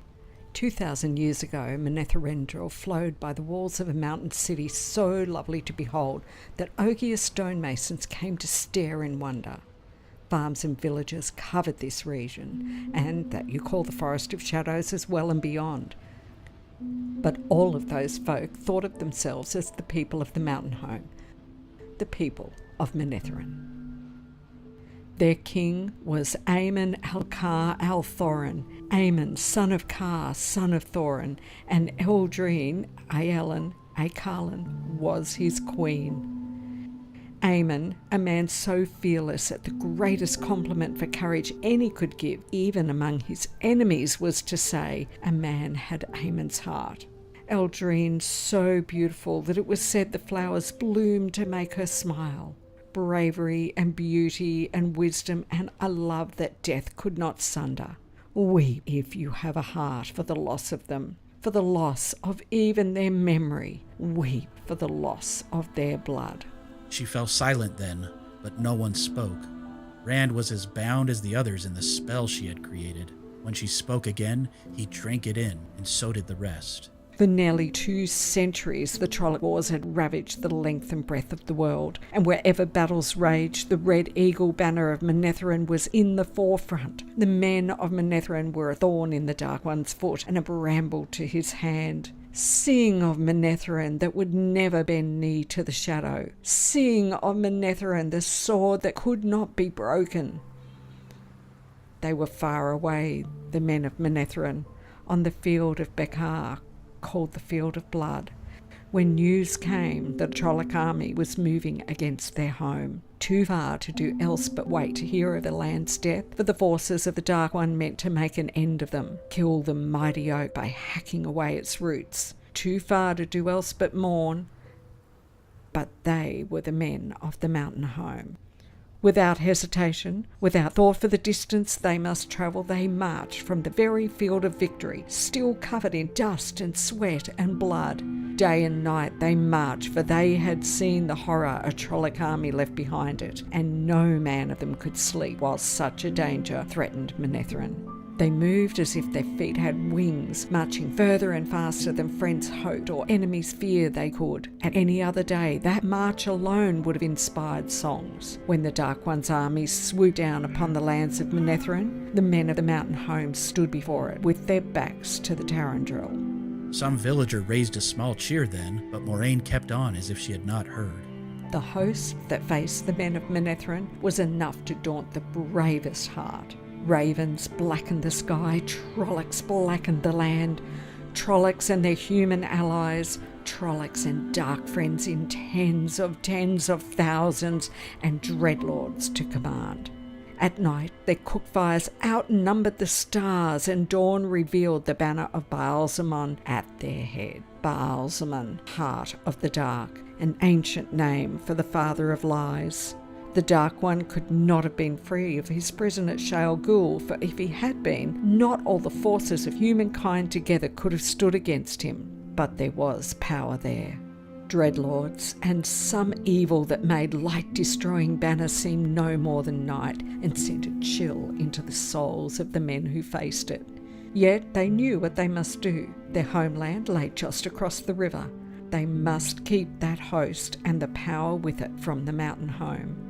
Aemon had sent out messengers. Aid was promised if they could hold out for but 3 days at the Tarandrel. Hold for 3 days against odds that should have overwhelmed them in the first hour. Yet somehow, through bloody assault and desperate defence, they held through an hour, and the second hour, and the third. For 3 days they fought, and though the land had become a butcher's yard, no crossing of the Tarandrel did they yield. By the third night, no help had come, and no messengers, and they fought on alone. For 6 days, for 9, and on the 10th day Aemon knew the bitter taste of betrayal. No help was coming, and they could hold the river crossings no more. What did they do? Ari demanded. Torch fires flickered in the chill night breeze, but no one made a move to draw a cloak tighter. Aemon crossed the Tarandrel, Moraine told them, destroying the bridges behind him, and he sent word throughout his land for the people to flee, for he knew the powers with the Trolloc horde would find a way to bring it across the river. Even as the word went out, the Trolloc crossing began, and the soldiers of Manetheren took up the fight again to buy with their lives what hours they could for their people to escape. From the city of Manetheren, Eldrine organised the flight of her people into the deepest forests and the fastest of the mountains, but some did not flee. First in a trickle, then a river, then a flood, men went not to safety, but to join the army fighting for their land. Shepherds with bows and farmers with pitchforks and woodsmen with axes. Women went too, shouldering what weapons they could find and marching side by side with their men. No one made that journey who did not know they would never return. But it was their land. It had been their father's, and it would be their children's, and they went to pay the price of it. Not a step of ground was given up until it was soaked in blood. But at the last, the army of Manetheren was driven back. Back to here, to this place you now call Eamon's Field, and here the Trolloc horde surrounded them. Her voice held the sound of cold tears. Trolloc dead, and the corpses of human renegades piled up in mounds, but always more scrambled over those charnel heaps in waves of death that had no end. There could be but one finish. No man or woman who had stood beneath the banner of the Red Eagle at that day's dawning still lived when night fell. The sword that could not be broken was shattered. In the mountains of mist, alone in the emptied city of Manetheren, Eldrine felt Aemon die, and her heart died with him. And where her heart had been was left only a thirst for vengeance. Vengeance for her love, vengeance for her people and her land. Driven by grief, she reached out to the true source and hurled the one power at the Trolloc army. There, the Dreadlords died wherever they stood, whether in their secret councils or exhorting their soldiers. In the passing of a breath, the Dreadlords and the generals of the Dark One's host burst into flame. Fire consumed their bodies, and terror consumed their just victorious army. Now they ran like beasts before a wildfire in the forest, with no thought for anything but escape. North and south they fled, thousands drowned attempting to cross the Tarandrel without the aid of the Dreadlords, and at the Manetheren they tore down the bridges in their fright at what might be following them. Where they found people, they slew and burned, but to flee was the need that gripped them. Until, at last, no one of them remained in the lands of Manetheren. They were dispersed like dust before the whirlwind. The final vengeance came more slowly, but it came. when they were hunted down by other peoples, by other armies in other lands, none was left alive of those who did murder at Eamon's Field. But the price was high for Manetheren. Eldrine had drawn to herself more of the One Power than any human could ever hope to wield unaided. As the enemy's generals died, so did she die. And the fires that consumed her consumed the empty city of Manetheren, even the stones of it down to the living rock of the mountains. Yet the people had been saved. Nothing was left of their farms, their villages, or their great city. Some would say there was nothing left for them, nothing but to flee to other lands where they could begin anew. They did not say so.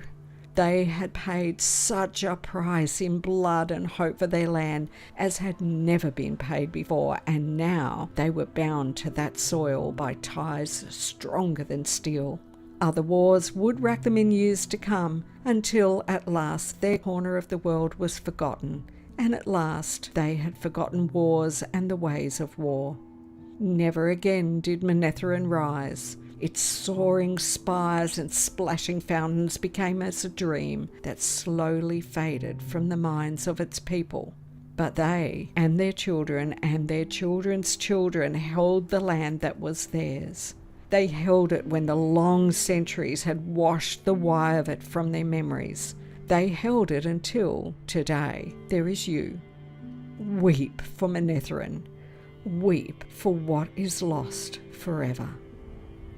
The fires on Moraine's staff winked out, and she lowered it to her side as if it weighed 100 pounds.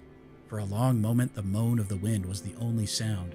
Then Peital Kar shouldered past the Coplins. I don't know about your story, the long-jawed farmer said. I'm no thorn in the Dark One's foot, nor ever likely to be neither. But my will is walking because of you, and for that I am ashamed to be here. I don't know if you can forgive me, but whether you will or no, I'll be going. And for me, you can stay in Emmons Field as long as you like. With a quick duck of his head, almost a bow, he pushed back through the crowd. Others began to mutter then, offering shamefaced penitence before they too slipped away one by one. The Coplins, sour-mouthed and scowling once more, looked at the faces around them and vanished into the night without a word. Billy Conger had disappeared even before his cousins. Lan pulled Rand back and shut the door. Let's go, boy. The warder started for the back of the inn. Come along, both of you, quickly. Rand hesitated, exchanging a wondering glance with Matt. While Moraine had been telling the story, Master Alvir's Durans could not have dragged him away, but now something else held his feet. This was the real beginning, leaving the inn and following the warder into the night. He shook himself and tried to firm his resolve. He had no choice but to go, but he would come back to Emmons Field, however far or long this journey was. What are you waiting for? Lan asked from the door that led out of the back of the common room. With a start, Matt hurried to him. Trying to convince himself that he was beginning a grand adventure, Rand followed them through the darkened kitchen and out into the stable yard.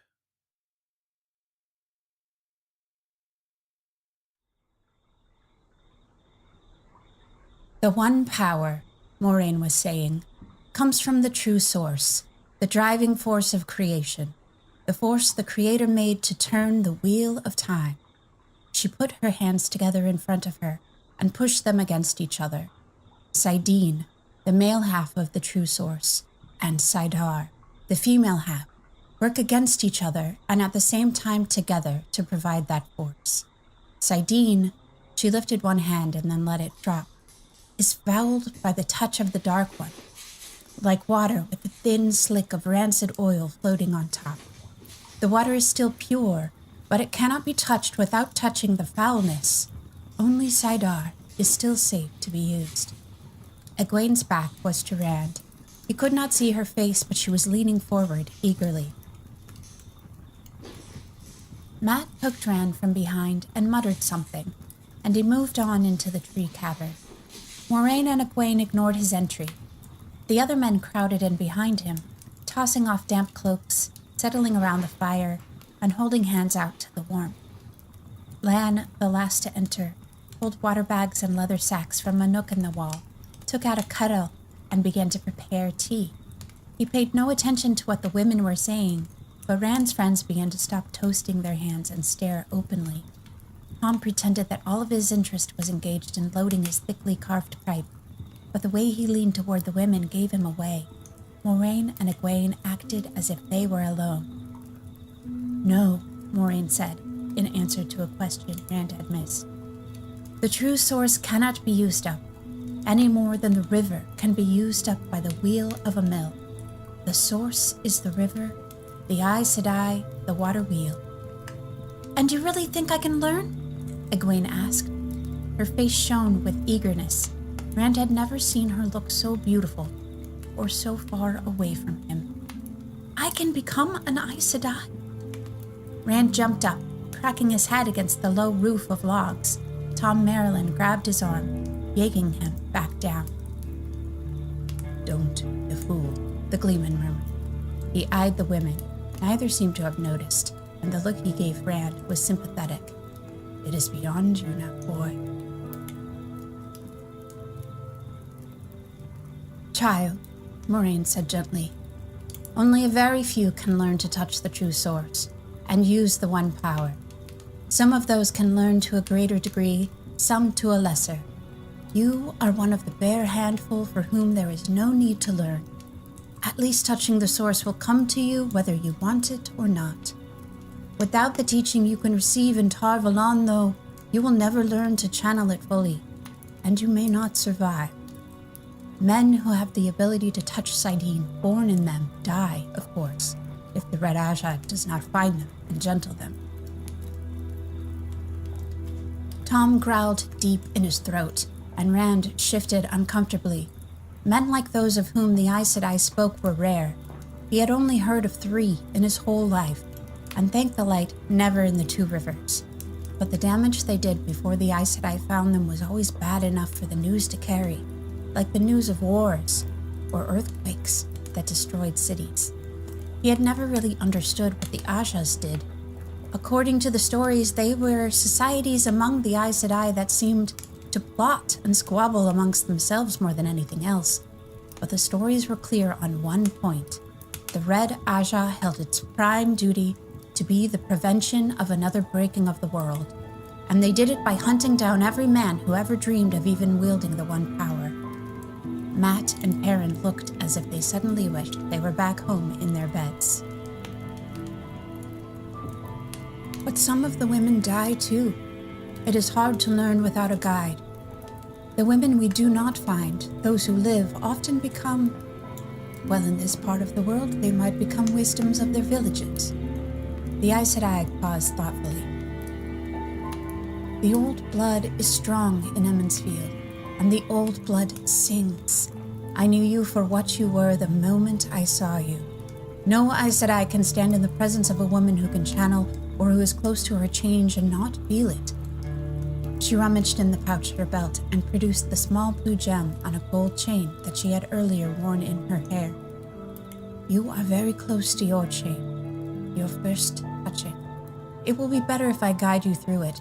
That way you will avoid the unpleasant effects that come to those who must find their own way." Egwene's eyes widened as she looked at the stone, and she wet her lips repeatedly. Does that have the power?" "Of course not," Moraine snapped. "Things do not have the power, child. Even an Angreal is only a tool. This is just a pretty blue stone, but it can give off light. Here." Egwene's hands trembled as Moraine laid the stone on her fingertips. She started to pull back, but the Aes Sedai held both her hands in one of hers and gently touched the other to the side of Egwene's head. "Look at the stone," the Aes Sedai said softly. "It is better this way than fumbling alone. Clear your mind of everything but the stone. Clear your mind and let yourself drift. There is only the stone and emptiness. I will begin it. Drift and let me guide you. No thoughts. Drift." Rand's fingers dug into his knees, his jaws clenched until they hurt. She has to fail. She has to. Light bloomed in the stone, just one flash of blue, and then gone, no brighter than a firefly. But he flinched as if it had been blinding. Egwene and Moraine stared into the stone. Faces empty. Another flash came, and another, until the azure light pulsed like the beating of a heart. It's the Aes Sedai, he thought desperately. Moraine's doing it, not Egwene. One last feeble flicker, and the stone was merely a bauble again. Rand held his breath. For a moment, Egwene continued to stare at the small stone. Then she looked up at Moraine. I thought I felt something, but perhaps you're mistaken about me. I'm sorry I wasted your time. I have wasted nothing, I. A small smile of satisfaction flitted across Moraine's lips. That last light was yours alone. It was? Egwene exclaimed, and then slid immediately back into glumness. But it was barely there at all. Now you are behaving like a foolish village girl. Most who come to Tarvalon must study for many months before they can do what you just did. You may go far. Perhaps even the Amerlin seat one day if you study hard and work hard. You mean? With a cry of delight, Egwene threw her arms around the Aes Sedai.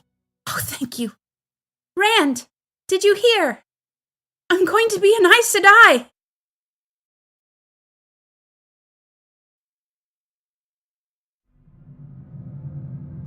He had not noticed the man when he first came in. If he had not known it was impossible, he would have said no one had been there until he actually looked at the man. Dressed in dark clothes of a fine cut, he seemed in the prime of his maturity, and Rand supposed women would have found him good-looking. "Once more we meet face to face," the man said, and just for an instant his mouth and eyes became open to an endless caverns of flame. With a yell, Rand hurled himself backwards out of the room, so hard that he stumbled across the hall and banged into the door there, knocking it open.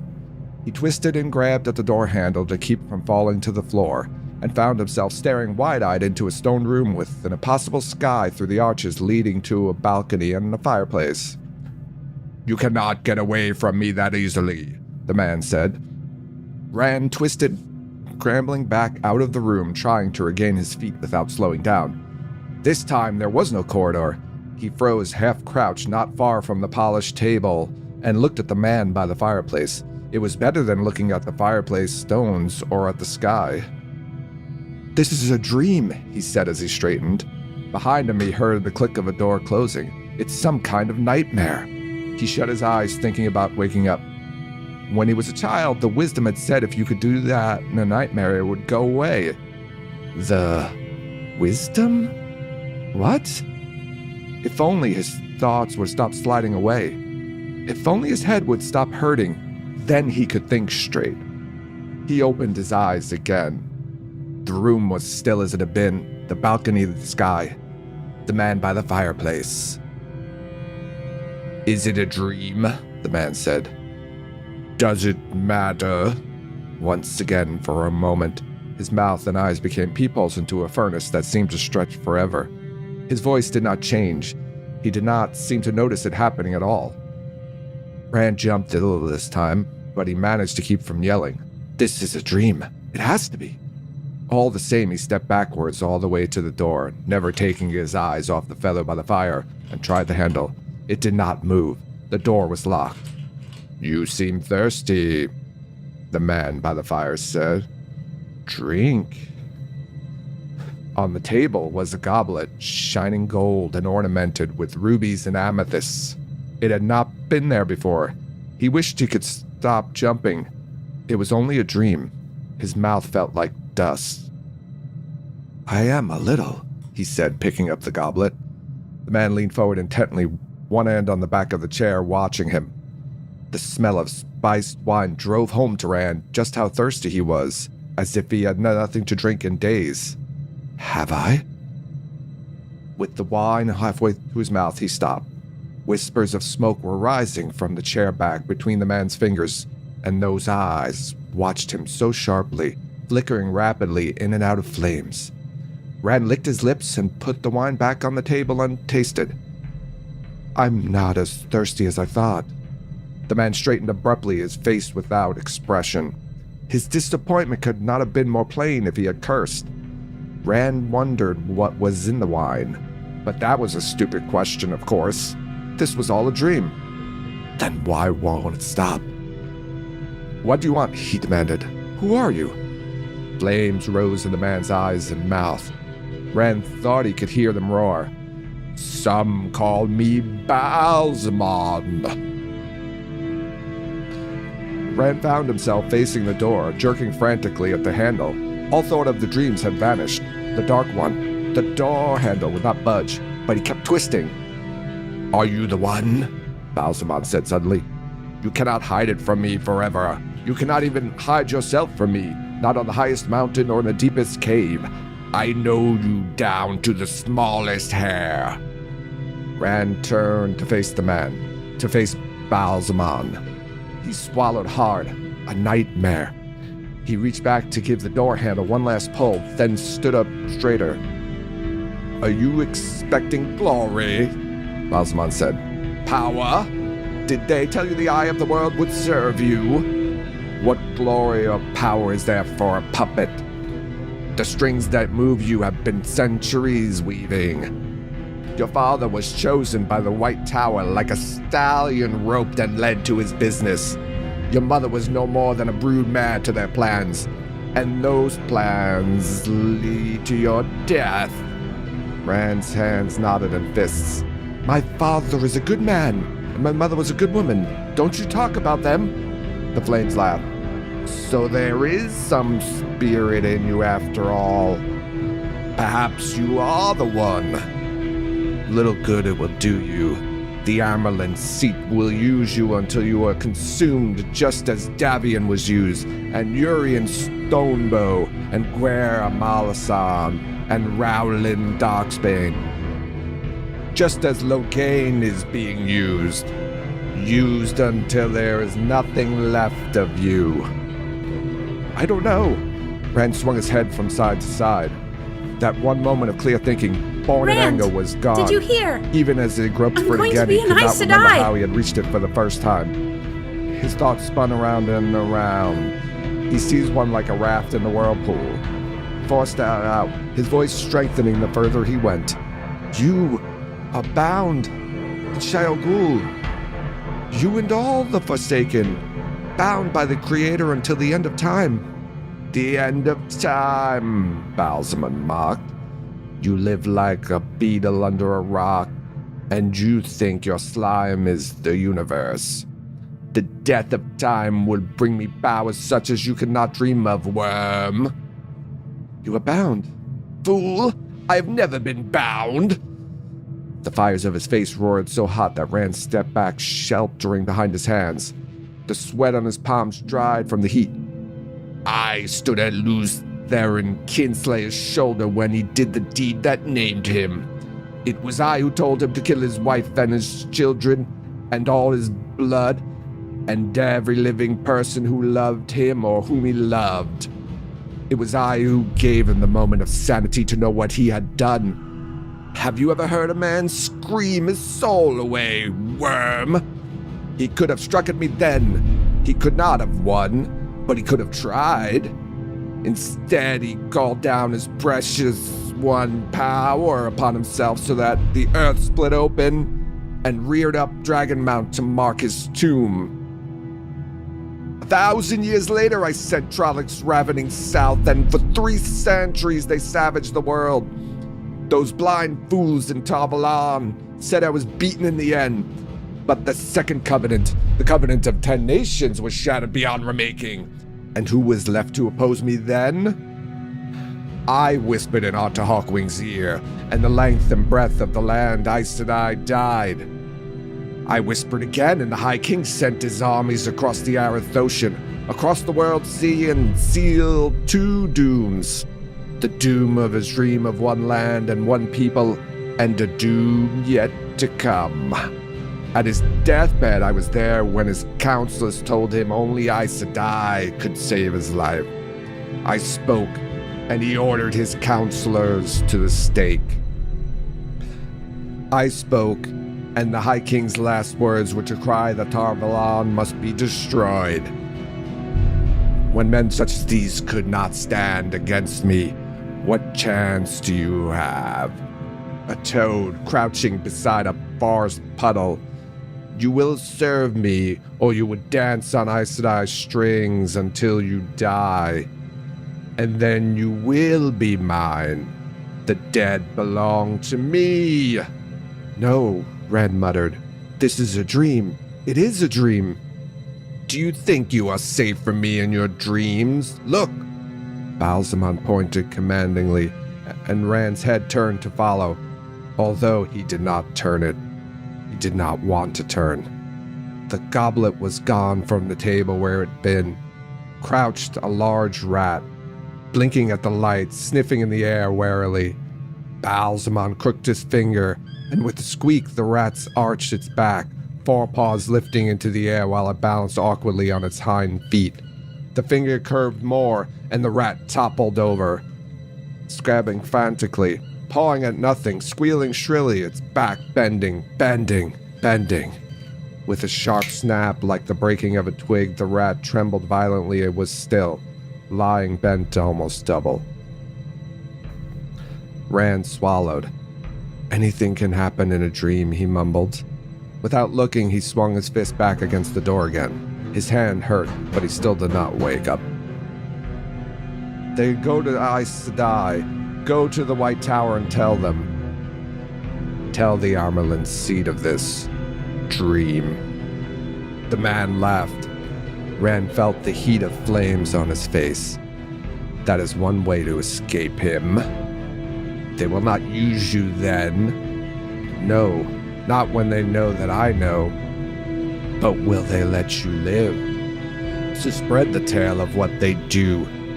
Are you big enough fool to believe they will? The ashes of many like you are scattered on the slopes of Dragon Mount. This is a dream, Rand said, panting. It's a dream, and I'm going to wake up. Will you? Out of the corner of his eye, he saw the man's finger moving to point at him.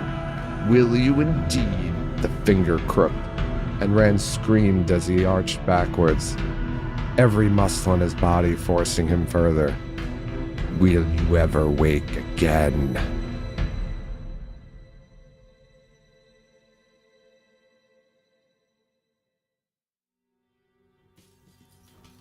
Broken paving stones crunched under the horses' hooves as the land led the way into the city. The entire city was broken, what Rand could see of it, and as abandoned as Perrin had said. Not so much as a pigeon moved, and weeds, mainly old and dead, sprouted from cracks in walls as well as pavement. More buildings had roofs fallen in than had them whole. Tumbled walls spilled fans of brick and stone into the streets. Towers stopped abrupt and jagged, like broken sticks.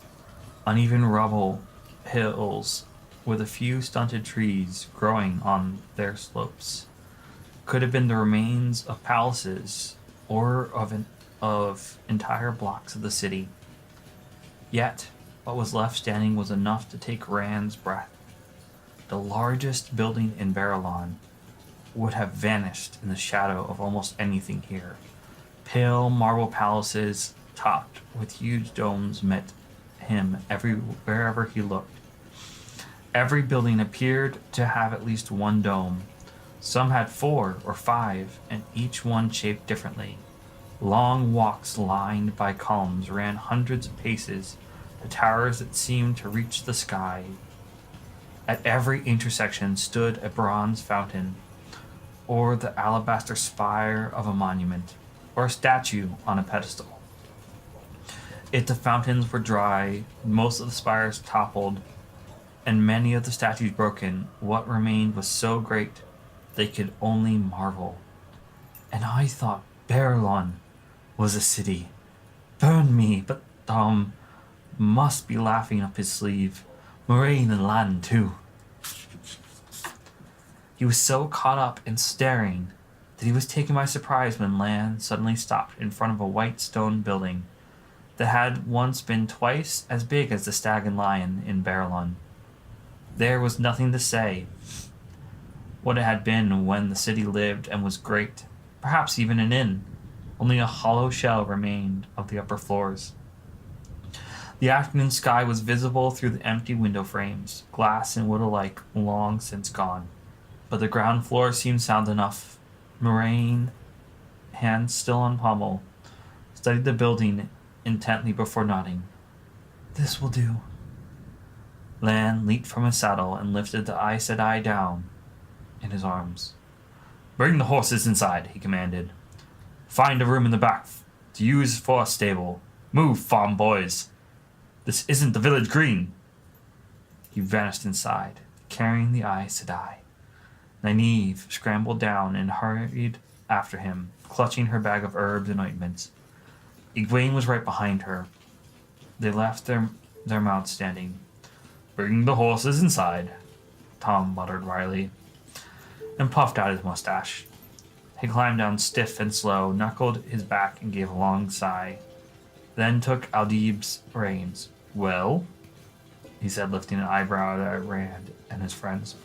They hurried to dismount and gathered up the rest of the horses.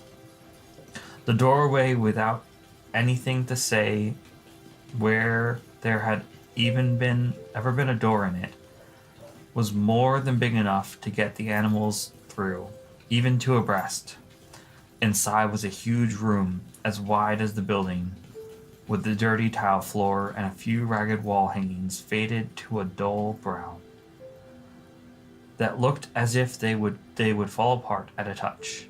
Nothing else. Lan had made a place in the nearest corner for Moraine, with his cloak and hers. Nynaeve, muttering about the dust, knelt beside the Aes Sedai, digging her bag, which Egwene held open. I may not like her, it is true, Nynaeve was saying to the warder as Rand, leading Bella and Cloud, came in behind Tom. But I help anyone who needs my help, whether I like them or not. I made no accusation, Wisdom. I only said, have a care with your herbs. She gave him a look from the corner of her eye. The fact is, she needs my herbs, and so do you. Her voice was acerbic to start, and grew more tart as she spoke. The fact is, she can only do so much, even with her one power, and she has done about as much as she can without collapsing. The fact is, your sword cannot help her now, Lord of the Seven Towers, but my herbs can. Moraine laid a hand on Lan's arm. Be at ease, Lan. She means no harm.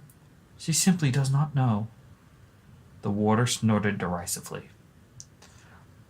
Nynaeve stopped digging in her bag and looked at him, frowning. But it was to Moraine she spoke. There are many things I don't know. What thing is this? For one, Moraine replied, all I truly need is a little rest. For another, I agree with you. Your skills and knowledge will be more useful than I thought. Now you have something that will help me sleep for an hour and not leave me groggy. A weak tea of foxtail, maricin, and Rand missed the last of it as he followed Thom into a room behind the first, a chamber just as big and even emptier. Here was only the dust, thick and undisturbed, until he came. Not even the tracks of birds or small animals marked the floor. Rand began to unsettle Bella and Cloud and Tom, Aldib and his gelding, and Perrin, his horse, and Mandar, all but Matt. He dropped his reins in the middle of the room. There were two doorways from the room beside the one by which they had entered. Allie, Matt announced, drawing his head back in from the first. They could all see that much from where they were. The second doorway was only a black rectangle in the rear wall. Matt went through slowly and came out much faster, vigorously brushing out old cobwebs out of his hair. "Nothing in there," he said, giving the alleyway another look. "You're going to take care of your horse," Perrin said. He had already finished his own and was lifting the saddles from Mandarb. Strangely, the fierce-eyed stallion gave him no trouble at all, though he did watch Perrin. "Nobody's going to do it for you." Matt gave the alley one last look, then went to his horse with a sigh. As Rand laid Bella's saddle on the floor, he noticed that Matt had taken on a glum stare. His eyes seemed 1,000 miles away, and he was moving by rote. "Are you all right, Matt?" Rand said. Matt lifted the saddle from his horse and stood holding it. "Matt? Matt!" Matt gave a start and almost dropped the saddle. "What? Oh, I was thinking." "Thinking?" Baron hooted, where he was replacing Mandarb's bridle and Hackamore. "You were asleep." Matt scowled. "I was thinking about what happened back there. And those words, Everybody turned to look at him, not just Rand, and he shifted uncomfortably. "Well, you heard what Moraine said. It's as if some dead man was speaking with my mouth. I don't like it." His scowl grew deeper than when Perrin chuckled. "Amon's war cry," she said, "right? Maybe your Amon come back again. The way you go on about how dull Emmons Field is. I think you would like that, being a king in Hero Reborn." "Don't say that." Tom drew a deep breath. Everybody stared at him now. "That is dangerous talk. Stupid talk. The dead can be reborn or take a living body. And it is not something to speak of lightly." He took another breath to calm himself before going on. "The old blood," she said. "The old blood and not a dead man. I've heard that it can happen sometimes. Heard, though I never really thought. It was your roots, boy. A line running from you to your father, to your grandfather, right back to Manetheren, maybe beyond. Well, now you know your family is old. You ought to let it go at that, and be glad. Most people don't know much more than that they had a father." "Some of us can't even be sure of that," Rand thought bitterly. Maybe the wisdom was right. Light, I hope she was. The walls vanished behind, swallowed by the night in the forest. Listening for the slightest sound, Rand kept the red star dead ahead. Suddenly, Tom galloped up from behind, slowing only long enough to shout, "Ride, you fools!" A moment later, hunting cries and crashes in the brush behind him announced the presence of Trollocs on his trail. Rand dug in his heels, and Cloud sprang after the Gleeman's gelding. What happens when they get to the river without Moraine? "Light! Egwene!" Perrin sat on his horse in the shadows, watching the open gateway, some little distance off yet, and absently ran his thumb along the blade of his axe. It seemed to be a very clear way out of the ruined city, but he had sat there for 5 minutes studying it. The wind tossed his shaggy curls and tried to carry his cloak away, but he pulled the cloak back around him without really noticing what he was doing. He knew that Matt, and almost everyone else in Emmons Field, considered him slow of thought. It was partly because he was big and usually moved carefully. He had always been afraid he might accidentally break something or hurt somebody, since he was so much bigger than the 3 boys he grew up with. But he really did prefer to think things all the way through if he could. Quick thinking, careless thinking, had put Matt into hot water one time after another, and Matt's quick thinking usually managed to get Rand, or him, or both, in the cookpot alongside Matt too. His throat tightened. "Light, don't think about being in a cookpot." He tried to order his thoughts again. Careful thought was the way. There had been some sort of square in front of the gate once, with a huge fountain in its middle. Part of the fountain was still there, a cluster of broken statues standing in a big round basin, and so was the open space around it. To reach the gate, he would have to ride nearly 100 spans, with only the night to shield him from searching eyes. That was not a pleasant thought either. He remembered those unseen watchers too well. He considered the horns he had heard in the city a little while earlier. He had almost turned back, thinking some of the others might have been taken, before realizing that he could not do anything alone if they had been captured. Not against, what did Lan say? 100 Trollocs and 4 Fades? Moraine Sedai said, "Get to the river." He went back to consideration of the gate. Careful thought had not given him much, but he had made his decision. He rode out of the deeper shadows into the lesser darkness. As he did, another horse appeared from the far side of the square and stopped. He stopped too, and felt for his axe. It gave him no great sense of comfort. If that dark shape was a Fade, Rand? Came a soft, hesitant voice. He let out a long, relieved breath.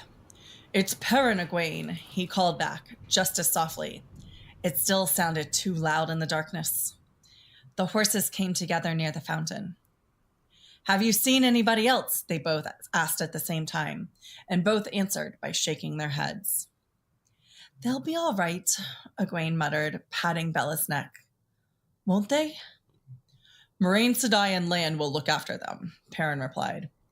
"They will look after all of us once we get to the river." He hoped it was so. He felt a great relief once they were beyond the gates, even if there were Trollocs in the forest or Fades. He stopped that line of thought. The bare branches were not enough to keep him from guiding on the Red Star, and they were beyond Mordeth's reach now. That one had frightened him worse than the Trollocs ever had. Soon they would reach the river and meet Moraine, and she would put them beyond the Trollocs' reach as well. He believed it because he needed to believe it. The wind scraped branches together and rustled the leaves and needles on the evergreens. A night's hawk lonely cry drifted in the dark, and he and Egwene moved their horses closer together as though they were huddling for warmth. They were very much alone. A Trolloc horn sounded somewhere behind them, quick, wailing blast, urging the hunters to hurry, hurry. The thick, half-human howls rose on their trail, spurned by the horns. Howls that grew sharper as they caught the human scent. Perrin put his horse to a gallop, shouting, "Come on!" Egwene came, both of them booting their horses, heedless of the noise, heedless of the branches slapping at them. As they raced through the trees, guided as much by instinct as by the dim moonlight, Bella fell behind. Perrin looked back. Egwene kicked the mare and flailed at her with the reins, but it was doing no good. By the sounds, the Trollocs were coming closer. He drew in enough not to leave her behind. "Hurry!" he shouted. He could make out the Trollocs now, huge dark shapes bounding through the trees, bellowing and snarling to chill the blood. He gripped the haft of his axe, hanging at his belt, until his knuckles hurt. "Hurry! Egwene! Hurry!" Suddenly, his horse screamed, and he was falling, tumbling out of the saddle as the horse dropped away beneath him. He flung out his hands to brace himself and splashed headfirst into icy water. He had ridden right off the edge of a sheer bluff into the Arenal. The shock of freezing water ripped a gasp from him, and he swallowed more than a little before he managed to fight his way to the surface. He felt more than heard another splash, and thought that Egwene must have come right after him. Panting and blowing, he treaded water. It was not easy to keep afloat. His coat and cloak were already sodden, and his boots had filled. He looked around for Egwene, but only saw the glint of moonlight on the black water, ruffled by wind. "Egwene! Egwene!" A spear flashed right in front of his eyes and threw water in his face. Other splashes into the river around him, too. Guttural voices raised an argument on the riverbanks, and the Trolloc spear stopped coming, but he gave up on calling for the time being.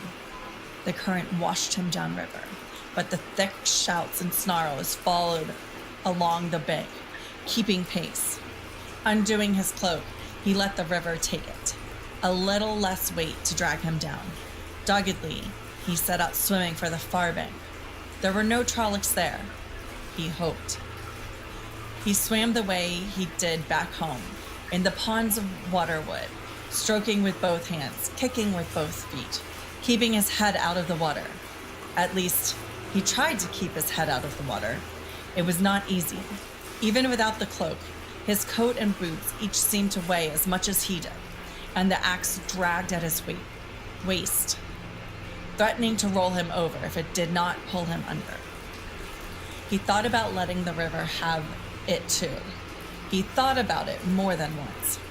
It would be easy, much easier than struggling out of his boots, for instance. But every time he thought of it, he thought of crawling out on the far bank to find Trollocs waiting. The axe would not do him much good against half a dozen Trollocs, even against one. Maybe. But it was better than his bare hands. After a while, he was not even certain he would be able to lift the axe if Trollocs were there. His arms and legs had become leaden, and it was an effort to move them, and his face no longer came as far out of the river with each stroke. He coughed from water that went up his nose. A day at the forge had no odds on this, he thought wearily. And just then, his kicking foot struck something. It was not until he kicked it again that he realized what it was. The bottom. He was in the shallows. He was across the river. Sucking air through his mouth, he got to his feet, splashing about as his legs almost gave way. He fumbled his axe out of the loose as he floundered ashore, shivering in the wind. He did not see any Trollocs. He did not see a Gwain either. Just a few scattered trees along the riverbank and a moonlight ribbon on the water. When he had his breath again, he called their names again and again. Faint shouts from the far side answered him. Even at that distance, he could make out the harsh voices of the Trollocs. His friends did not answer, though. The wind surged. It moaned, drowning out the Trollocs, and he shivered. It was not cold enough to freeze the water soaking his clothes, but it felt as if it was. It sliced to the bone with an icy blade. Hugging himself was only a gesture that did not stop the shivering. Alone, he climbed tiredly up the riverbanks to find shelter against the wind. Rand patted Cloud's neck, soothing the gray with whispers. The horse tossed his head and danced on quick feet. The Trollocs had been left behind, or so it seemed, but Cloud had the smell of them thick in his nostrils. Matt rode with an arrow nocked, watching for surprises out of the night, while Rand and Tom peered through the branches, searching for the red star that was their guide. Keeping it in view had been easy enough, even with all the branches overhead, so long as they were riding straight towards it. But then, more Trollocs had appeared ahead, and they went galloping off to the side with both packs howling after them. The Trollocs could keep up with the horse, but only for 100 paces or so. And finally, they left the pursuit and the howls behind. But with all the twists and turns, they had lost the guiding star. "I say it's still over there," Matt said, gesturing off to his right. We were going north at the end, and that means east is that way." "There it is," Tom said abruptly. He pointed through the tangled branches off to their left, straight at the red star. Matt mumbled something under his breath. Out of the corner of his eye, Rand caught the movement as a Trolloc leaped out from behind a tree without a sound, swinging its catchpole. Rand dug in his heels, and the gray bounded forward just as two more plunged from the shadows after the first. A noose brushed the back of Rand's neck, sending a shiver down his spine. An arrow took one of those bestial faces in the eyes. Then Matt swung in beside him as their horses pounded through the trees. They were running towards the river, he realized, but he was not sure it was going to do any good. The Trollocs sped after them, almost close enough to reach out and grab the steaming tails of their horses. Half a step gained, and the catchpoles could drag them both out of their saddles. He leaned low on the gray's neck to put that much more distance between his own neck and the nooses. Matt's face was buried in his horse's mane. But Rand wondered where Tom was. Had the Gleeman decided he was better off on his own, since all three Trollocs had fastened on the boys? Suddenly, Tom's gelding galloped out of the night, hard behind the Trollocs. The Trollocs only had enough time to look back in surprise before the Gleeman's hand whipped back and then forward. Moonlight flashed off steel. One Trolloc tumbled forward, rolling over and over before landing in a heap, while a second one dropped to its knees with a scream, clawing its back with both hands. The third snarled, bearing a muzzleful of sharp teeth. But as its companions toppled, it whirled away into the darkness. Tom's hand made the whip-like motion again, and the Trolloc shrieked, but the shrieks faded into the distance as it ran. Rand and Matt pulled up and stared at the Gleeman. "My best knives," Tom muttered, but he made no effort to get down and retrieve them.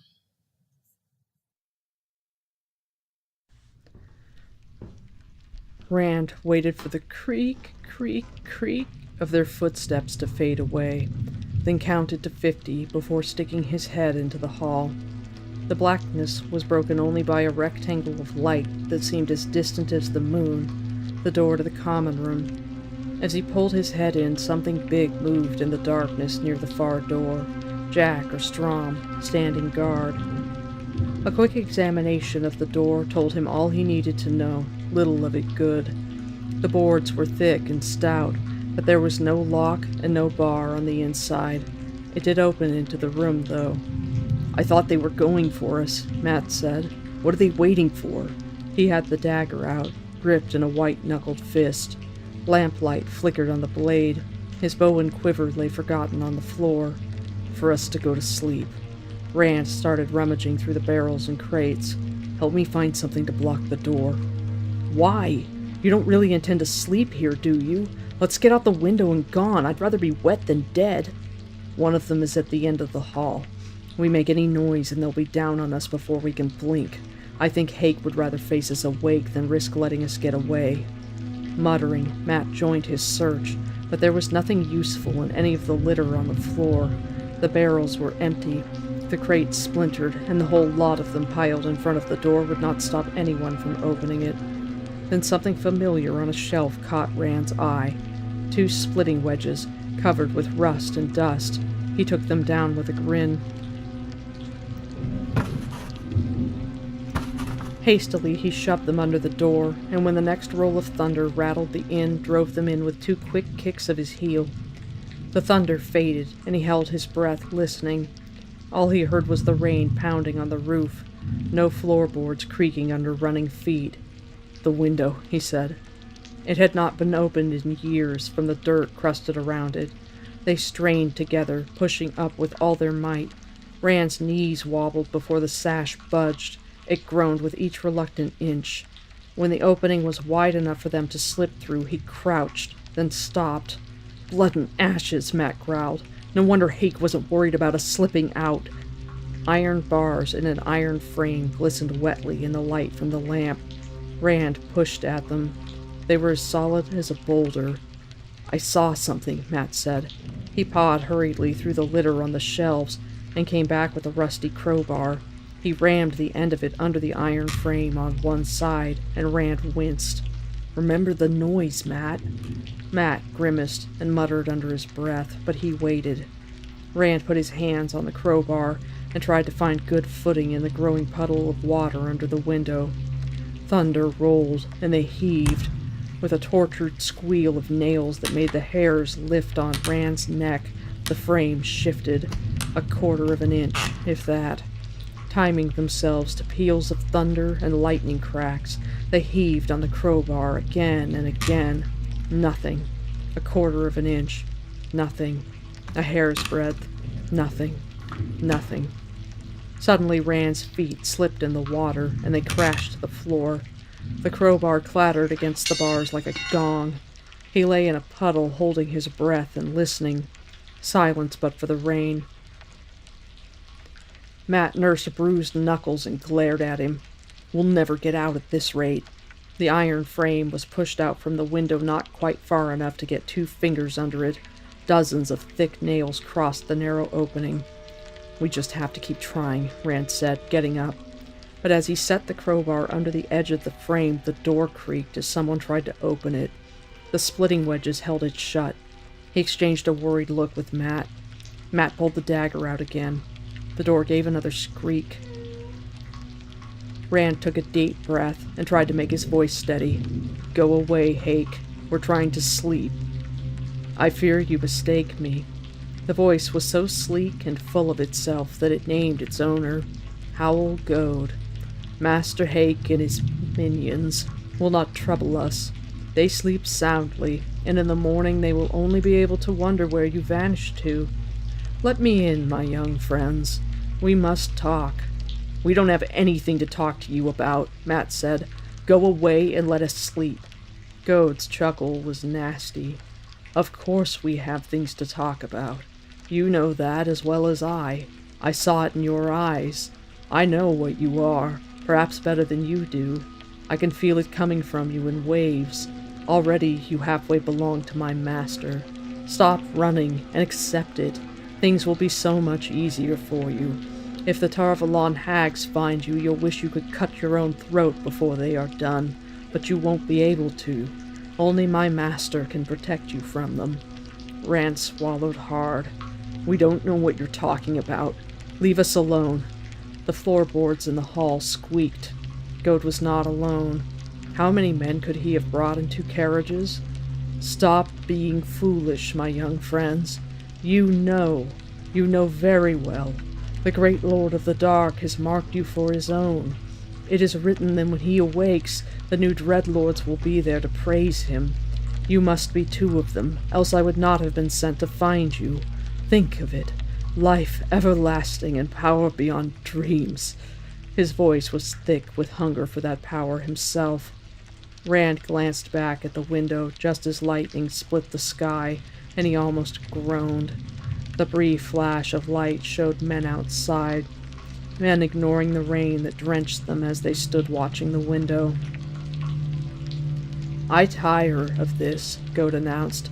"You will submit to my master, to your master, or you will be made to submit. That would not be pleasant for you. The great Lord of the Dark rules death, and he can give life in death or death in life as he chooses. Open this door. One way or another your running is at an end. Open it, I say." He must have said something else, too, for suddenly a heavy body thudded against the door. It shivered, and the wedges slid a fraction of an inch with a grate of rust rubbing off on wood. Again and again the door trembled as bodies hurled themselves at it. Sometimes the wedges held, sometimes they slid another tiny bit, and bit by tiny bit the door crept inexorably inward. "Submit," Goad demanded from the hall, "or spend eternity wishing that you had." "If we don't have any choice." Matt licked his lips under Rand's stare. His eyes darted like the eyes of a badger in a trap. His face was pale and he panted as he spoke. "We could say yes and then get away later. Blood and ashes, Rand, there's no way out." The words seemed to drift to Rand through wool stuffed in his ears. No way out. Thunder muttered overhead and was drowned in a slash of lightning. Have to find a way out. Goad called to them, demanding, appealing.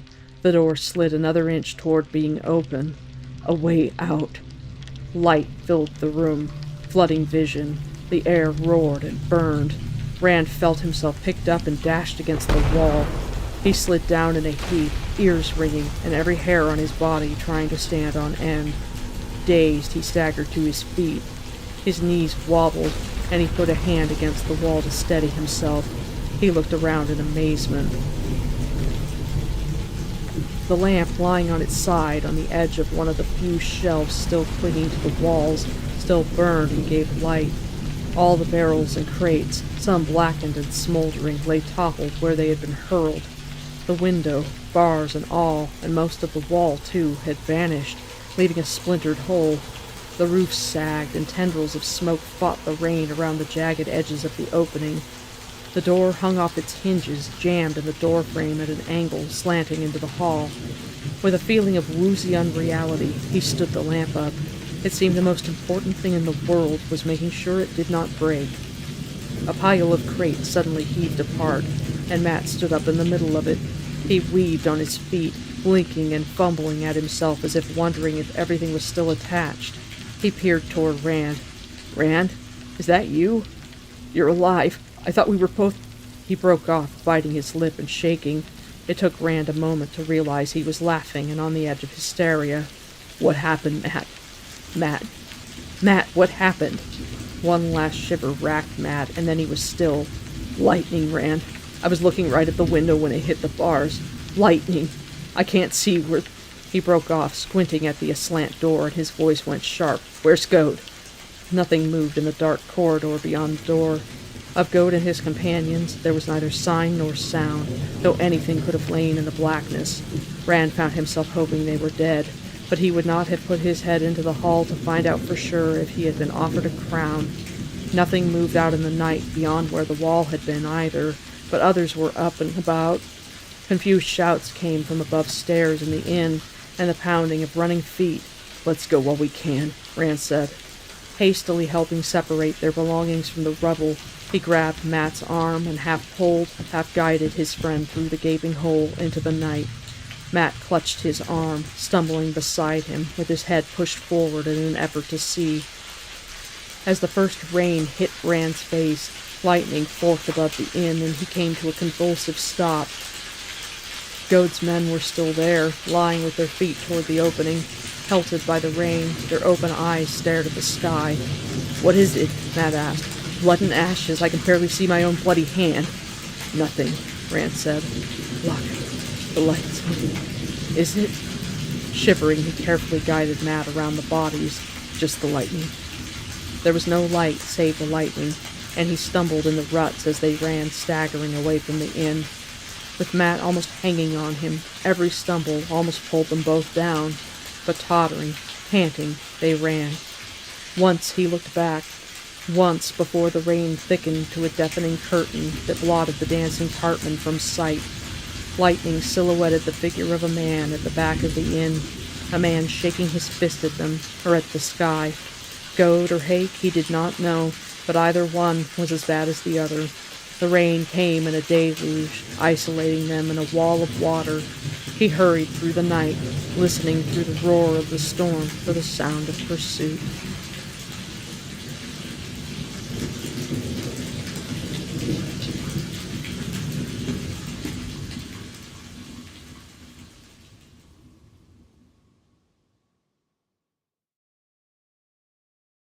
I'm back. I hope you've enjoyed so far. We're going to take a quick pause from the readings. They have all been excellent. I hope that you've been enjoying. And we'll get into the next half in just a minute. But I wanted to pop in really quickly again, if you're new or if you've come in a bit later, to talk quickly about my project, The Soundscape of Time, which is the accompaniment that you've been hearing throughout the day behind the narrators. So I've written all of that music, designed those sound effects, and went out and recorded those ambiences to put in and layer in there. And if you're unfamiliar, it is designed to be listened to on its own with headphones so that you can kind of sit there and read while you listen, or you can pair it up with the official audiobooks if you've purchased those too, and get this full immersive version of this story. So I've finished the first 2 books. I'm midway through the 3rd book, and then the 4th book is in planning phases already as well. But if you're interested in helping me continue that journey, it's a long one, but with your support, I should be able to get to the finish line. So if you're interested in helping me out to get to the end of the journey, you can back my next Kickstarter at the link over here, and that's running right now. So I hope that we can push that and keep getting closer. I really, really appreciate everyone's support with that. So without further ado, let's continue on for the rest of the readings.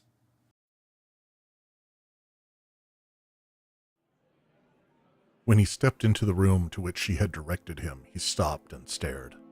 The shelves must have held 300 or 400 books, more than he'd seen in one place before.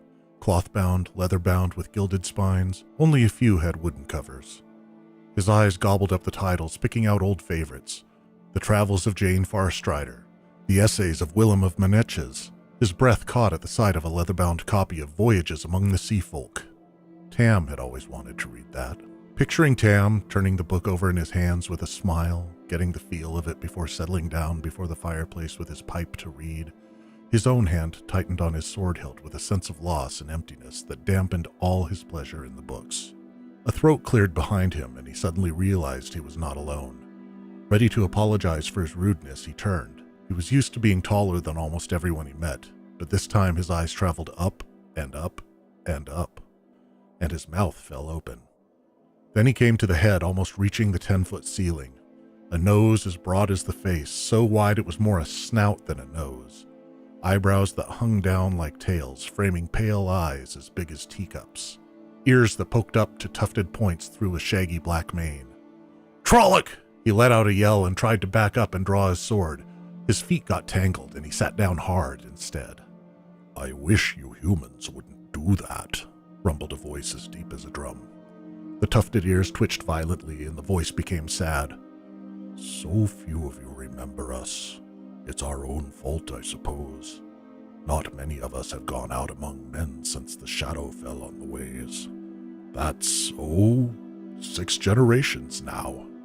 Right after the War of the 100 Years it was." The shaggy head shook and let out a sigh that would have done credit to a bull. Too long, and so few to travel and see. It might as well have been none."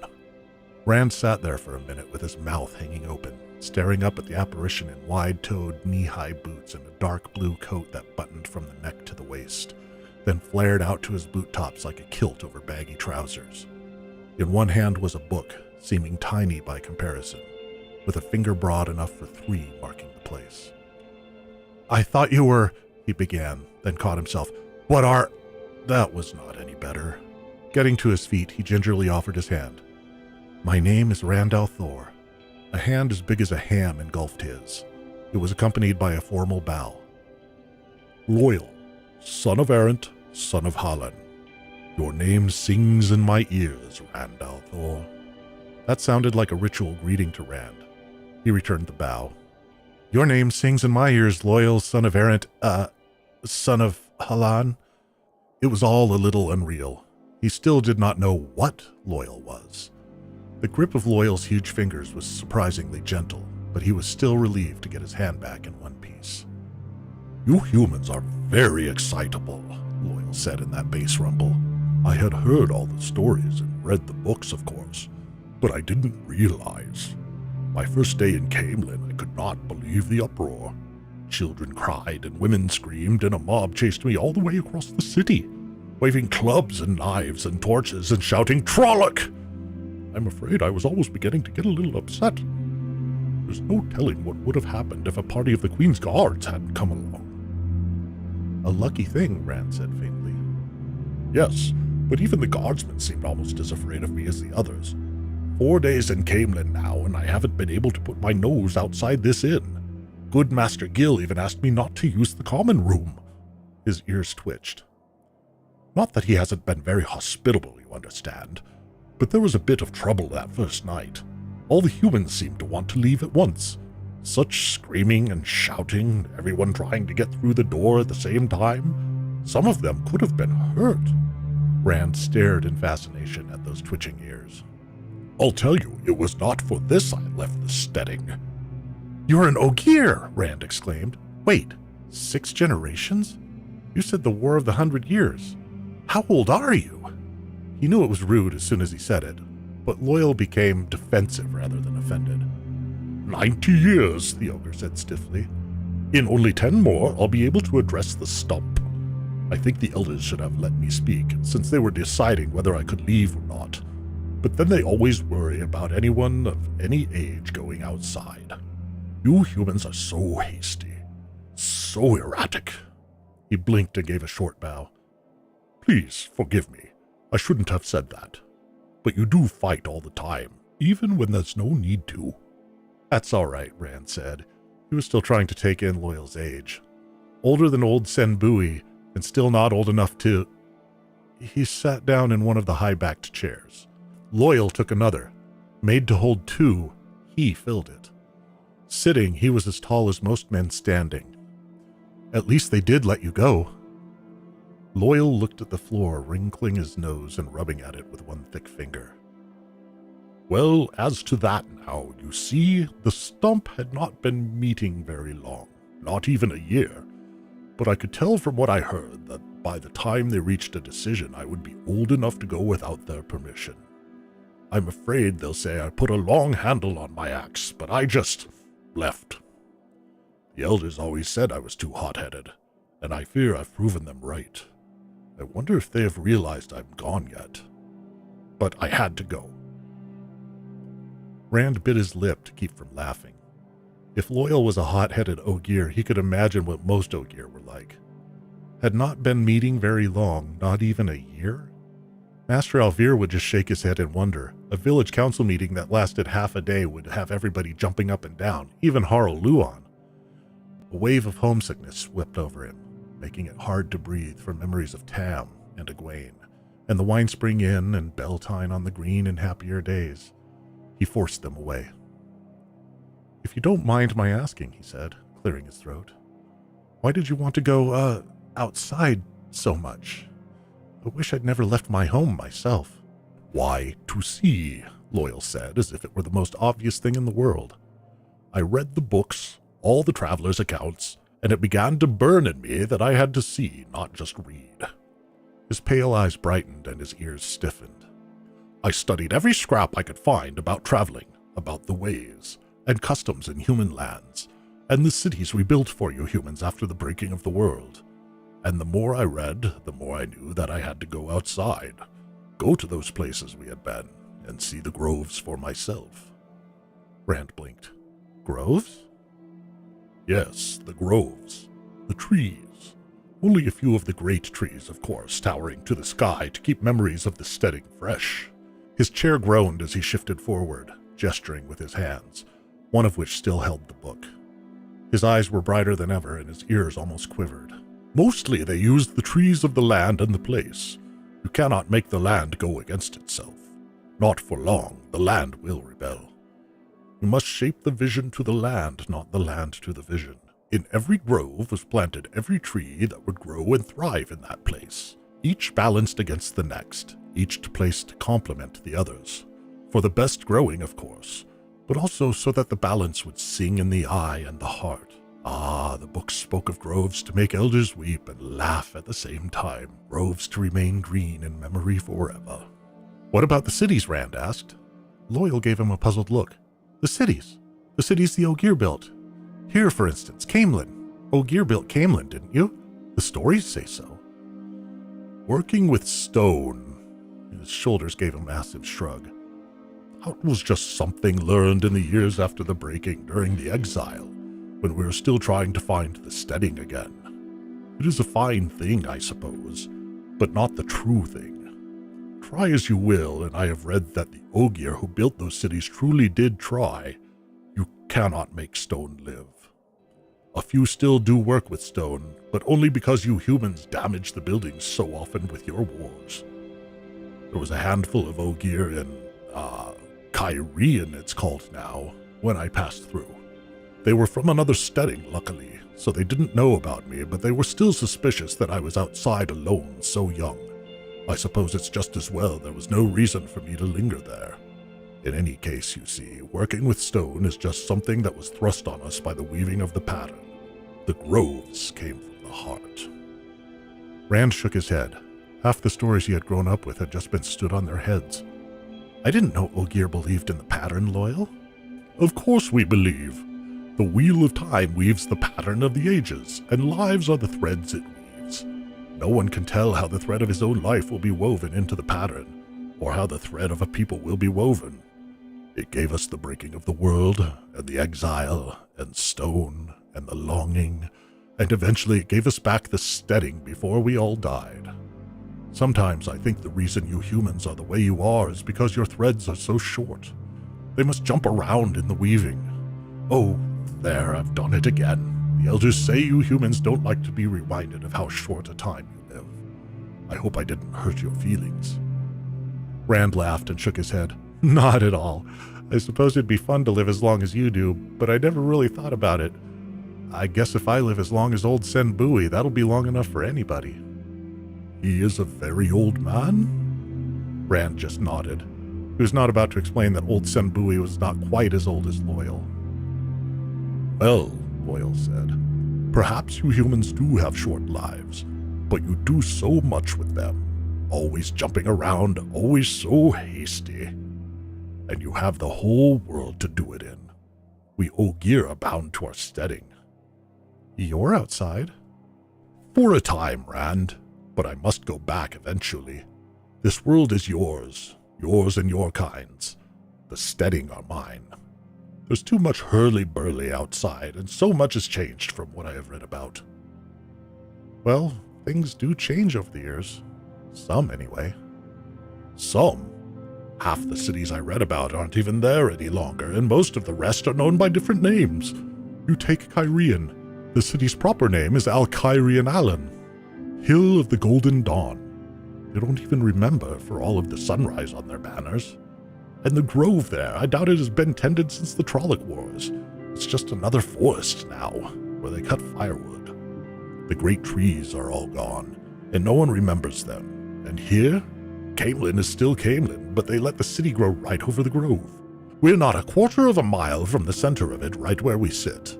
From where the center of it should be. Not a tree of it left.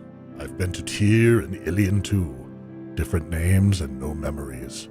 There's only pasture for their horses where the grove was at Tyr. And at Ilion, the grove is the king's park, where he hunts his deer and none allowed inside without his permission. It has all changed, Rand. I fear very much that I will find the same everywhere I go. All the groves gone, all the memories gone, all the dreams dead. You can't give up, Loyal. You can't ever give up. If you give up, you might as well be dead. Rand sank back in his chair as far as he could go, his face turning red. He expected the Ogier to laugh at him, but Loyal nodded gravely instead. Yes, that's the way of your kind, isn't it? The Ogier's voice changed, as if he were quoting something. Till shade is gone, till water is gone. Into the shadow with teeth bared, screaming defiance with the last breath. To spit in sight blinder's eye on the last day.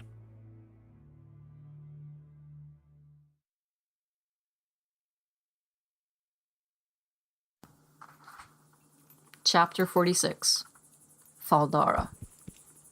The country around the Waygate was rolling, forested hills, but aside from the gates themselves, there was no sign of any Ogier grove. Most of the trees were grey skeletons, clawing at the sky. Fewer evergreens than Rand was used to dotted the forest, and of them, dead brown needles and leaves covered many. Loyal made no comment beyond a sad shaking of his head. As dead as the blasted lands, Nynaeve said, frowning. Egwene pulled her cloak around her and shivered. At least we're out, Perrin said, and Matt added, Out where? Shinar, Lan told them. We're in the Borderlands. In his hard voice was a note that said home. Almost. Rand gathered his cloak against the cold. The Borderlands. Then, the Blight was close by. The Blight. The eye of the world. And what they had come to do. We are close to Faldara, Moraine said. Only a few miles. Across the treetops, towers rose to the north and east of them, dark against the morning sky. Between the hills and the woods, the towers often vanished as they rode, only to reappear again when they stopped at a particularly tall rise. Rand noticed trees split open, as if struck by lightning. The cold, Lan answered when he asked. Sometimes the winter is so cold here that the sap freezes, and trees burst. There are nights when you can hear them cracking like fireworks, and the air is so sharp you think that might shatter too. There are more than usual, this winter past. Rand shook his head. Trees bursting? And that was during an ordinary winter? What must this winter have been like? Surely like nothing he could imagine. Who says winter's past? Matt said, his teeth shattering. Why this? A fine spring, sheepherder, Lan said. A fine spring to be alive. But if you want warm, well, it will be warm in the Blight. Softly, Matt muttered. Blood and ashes! Blood and bloody ashes! Rand barely heard him, but it sounded heartfelt. They began to pass farms, but though it was the hour for midday meals to be cooking, no smoke rose from the high stone chimneys. The fields were empty of men and livestock both. though sometimes a plow or a wagon stood abandoned, as if the owner meant to be back any minute. At one farm close by the road, a lone chicken scratched in the yard. One barn door swung freely with the wind. The other had broken off the bottom hinge and swung at an angle. The tall house, odd to Rand's Two Rivers eyes, with its sharp peaked roof and big wooden shingles running almost to the ground, was still and silent. No dog came out to bark at them. A scythe lay in the middle of the barnyard. Buckets were overturned in a heap beside the well. Moraine frowned at the farmhouse as they rode by. She lifted Aldib's reins, and the white mare quickened her pace. The Emmons fielders were clustered with Loyal, a little behind the Aes Sedai and the warder. Rand shook his head. He could not imagine anything growing there, ever. But then he could not really imagine the ways either. Even now that he was past them, he could not. "I don't think she expected this," Nynaeve said quietly, with a gesture that took in all the empty farms they had seen. "Where did they all go?" Egwene said. "Why? They can't have been gone very long." "What makes you say that?" Matt asked. "From the look of that barn door, they could have been gone all winter." Nynaeve and Egwene both looked at him as if he were slow-witted. "The curtains in the windows," Egwene said patiently. "They look too light for winter curtains, even here. As cold as it is here, no woman would have had those up more than a week or two, maybe less." The wisdom nodded. "Curtains," Perrin chuckled. He immediately wiped the smile off his face when he saw the two women raise their eyebrows at him. "Oh, I agree with you. There wasn't enough rust on that site for any more than a week in the open. You should have seen that, Matt, even if you missed the curtains." Rand glanced sideways at Perrin, trying not to stare. His eyes were sharper than Perrin's, or had been, when they used to hunt rabbits together, but he had not been able to see that sight blade well enough to make out any rust. "I really don't care where they went," Matt grumbled. "I just want to find someplace with a fire. Soon." "But why did they go?" Rand said under his breath. The Blight was not far off here. The Blight, where all the Fades and Trollocs were, those not down in Andor chasing them. The Blight, where they were going. He raised his voice enough to be heard by those close to him. "Nynaeve, maybe you and Egwene don't have to go to the Eye with us." The two women looked at him as if he were speaking gibberish, but with the Blight so close, he had to make one last try. "Maybe it's enough for you to be close. Moraine didn't say you have to go. Or you, Loyal. You could stay at Faldara until we come back. Or you could start for Tarvalon. Maybe there'll be a merchant train, or I'll bet Moraine would even hire a coach. We will meet you in Tarvalon when it's all over." "Tarvaron." Loyal's sigh was a rumble like thunder on the horizon. "You swore lives around you, Rand al'Thor. You and your friends. Your fate chooses ours." The Ogier shrugged, and suddenly a broad grin split his face. "Besides, it will be something to meet the Green Man. Elder Harmon always talks about his meeting with the Green Man, and so does my father, and most of the elders." "So many?" Perrin said. "The stories say that the Green Man is hard to find, and no one can find him twice." "Not twice, no," Loyal agreed. "But then, I have never met him, and neither have you. He doesn't seem to avoid Ogier quite the way he does humans. He knows so much about the trees, even tree songs." Rand said, "The point I was trying to make is..." The wisdom cut him off. "She says Egwene and I are part of the pattern too, all woven in with you three. If she is to be believed, there's something about the way that piece of the pattern is woven that might stop the Dark One. And I'm afraid I do believe her. Too much has happened not to. But if Egwene and I go away, what might be changed about the pattern?" "I was only trying to..." Again, Nynaeve interrupted sharply. "I know what you were trying to do." She looked at him until he shifted uneasily in the saddle, and then her face softened. "I know what you were trying to do, Rand. I have little liking for any Aes Sedai, and this one least of all, I think. I have less for going into the Blight, but least of all is the liking I have for the Father of Lies. If you boys, you men, can do what has to be done when you'd rather do almost anything else, why do you think I will do less? Or Egwene? She did not appear to expect an answer. Gathering her reins, she frowned towards the Aes Sedai up ahead. I wonder if we're going to reach this Faldara place soon. Does she mean us to spend the night out in this? As she trotted towards Moraine, Matt said, "She called us men. It seems like only yesterday she was saying we shouldn't be off leading strings, and now she calls us men." "You still shouldn't be off your mother's apron strings," Egwene said. But Rand did not think her heart was in it. She moved Bella close to his bay and lowered her voice so none of the others could hear, although Matt at least tried. "I only danced with Aram, Rand," she said softly, not looking at him. "You wouldn't hold it against me, dancing with somebody I will never see again, would you?" "No," he told her. What had made her bring it up now? Of course not. But suddenly he remembered something Min had said in Baerlon, what seemed 100 years ago. She's not for you, nor you for her. At least, not in the way you both want. The town of Faldara was built on hills higher than the surrounding country. It was nowhere near as big as Camelin, but the wall around it was as high as Camelin's.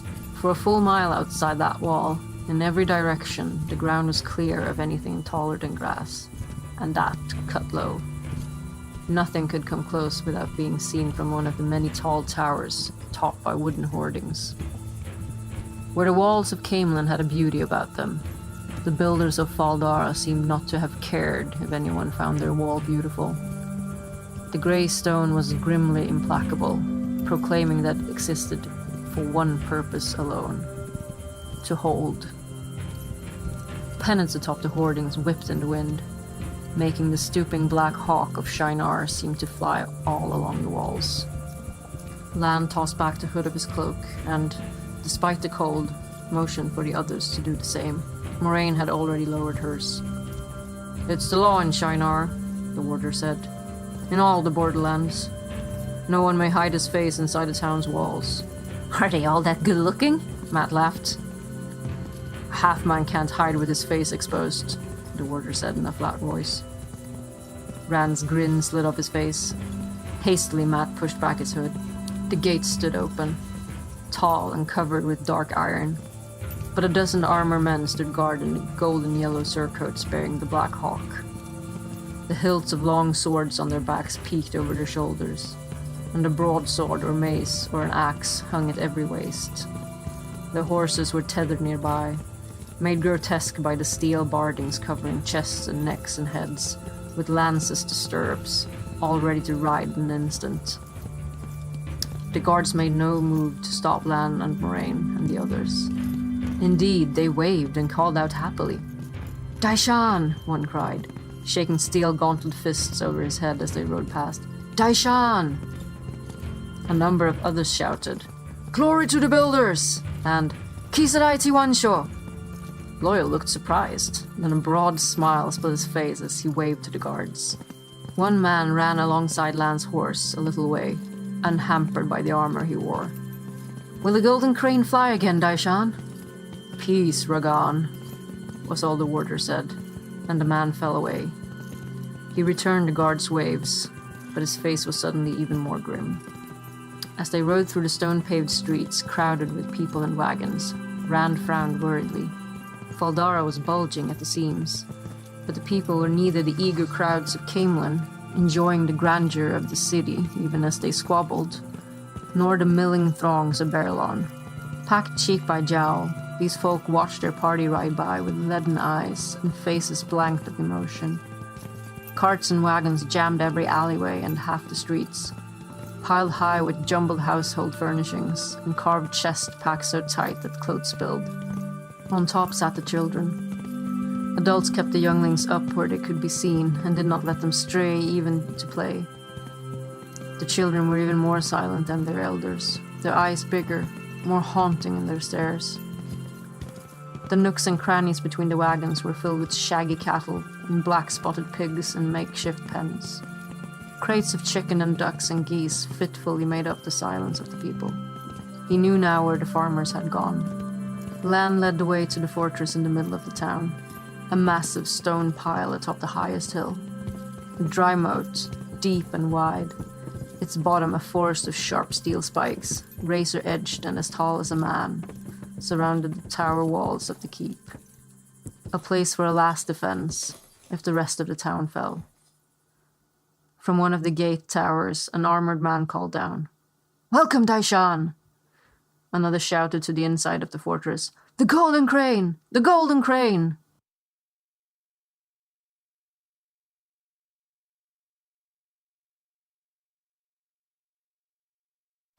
"I've found you at last." Rand jerked as if a rope had tightened around his neck. The words, the voice. For a moment he believed it was Balsamon. But the two men who walked out of the trees, faces hidden by their cowls, did not wear cloaks the color of dried blood. One cloak was dark gray, and the other almost dark green, and they seemed musty even to the open air. And the men were not fades. The breeze stirred their cloaks. "Who are you?" Land's stance was cautious, his hand was on his sword hilt. "How did you come here? If you're seeking the Green Man..." "He guided us." The hand that pointed to Matt was old and shriveled, too scarcely human.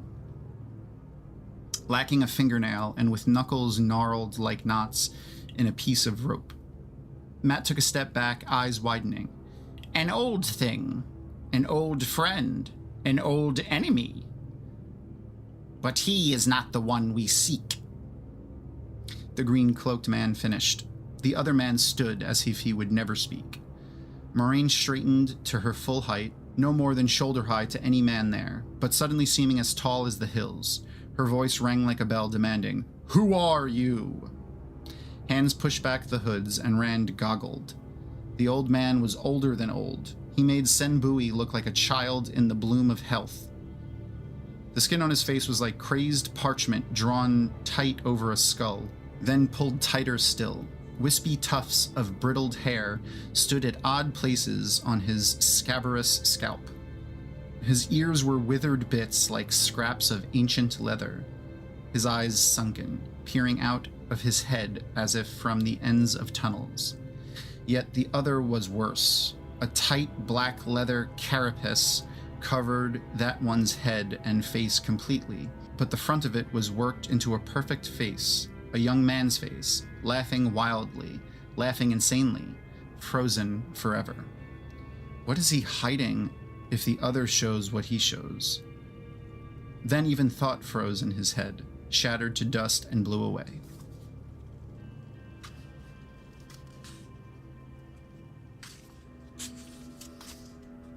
"I am called Agenor," the old one said, "and he is Balthamul. He no longer speaks with his tongue. The wheel grinds exceedingly fine over 3,000 years imprisoned." His sunken eyes slid to the arch. Balthamul leaned forward, his mask's eyes on the white stone opening, as if he wanted to go straight in. "So long without," Agenor said softly. "So long." "The light protect," Loyal began, his voice shaking and cut off abruptly when Agenor looked at him. "The Forsaken," Matt said hoarsely, "are bound in Sheol Gul." "Were bound," Agenor smiled. His yellowed teeth had the look of fangs. "Some of us are bound no longer. The seals weaken, Aes Sedai. Like Ishamael, we walk the world again. And soon the rest of us will come.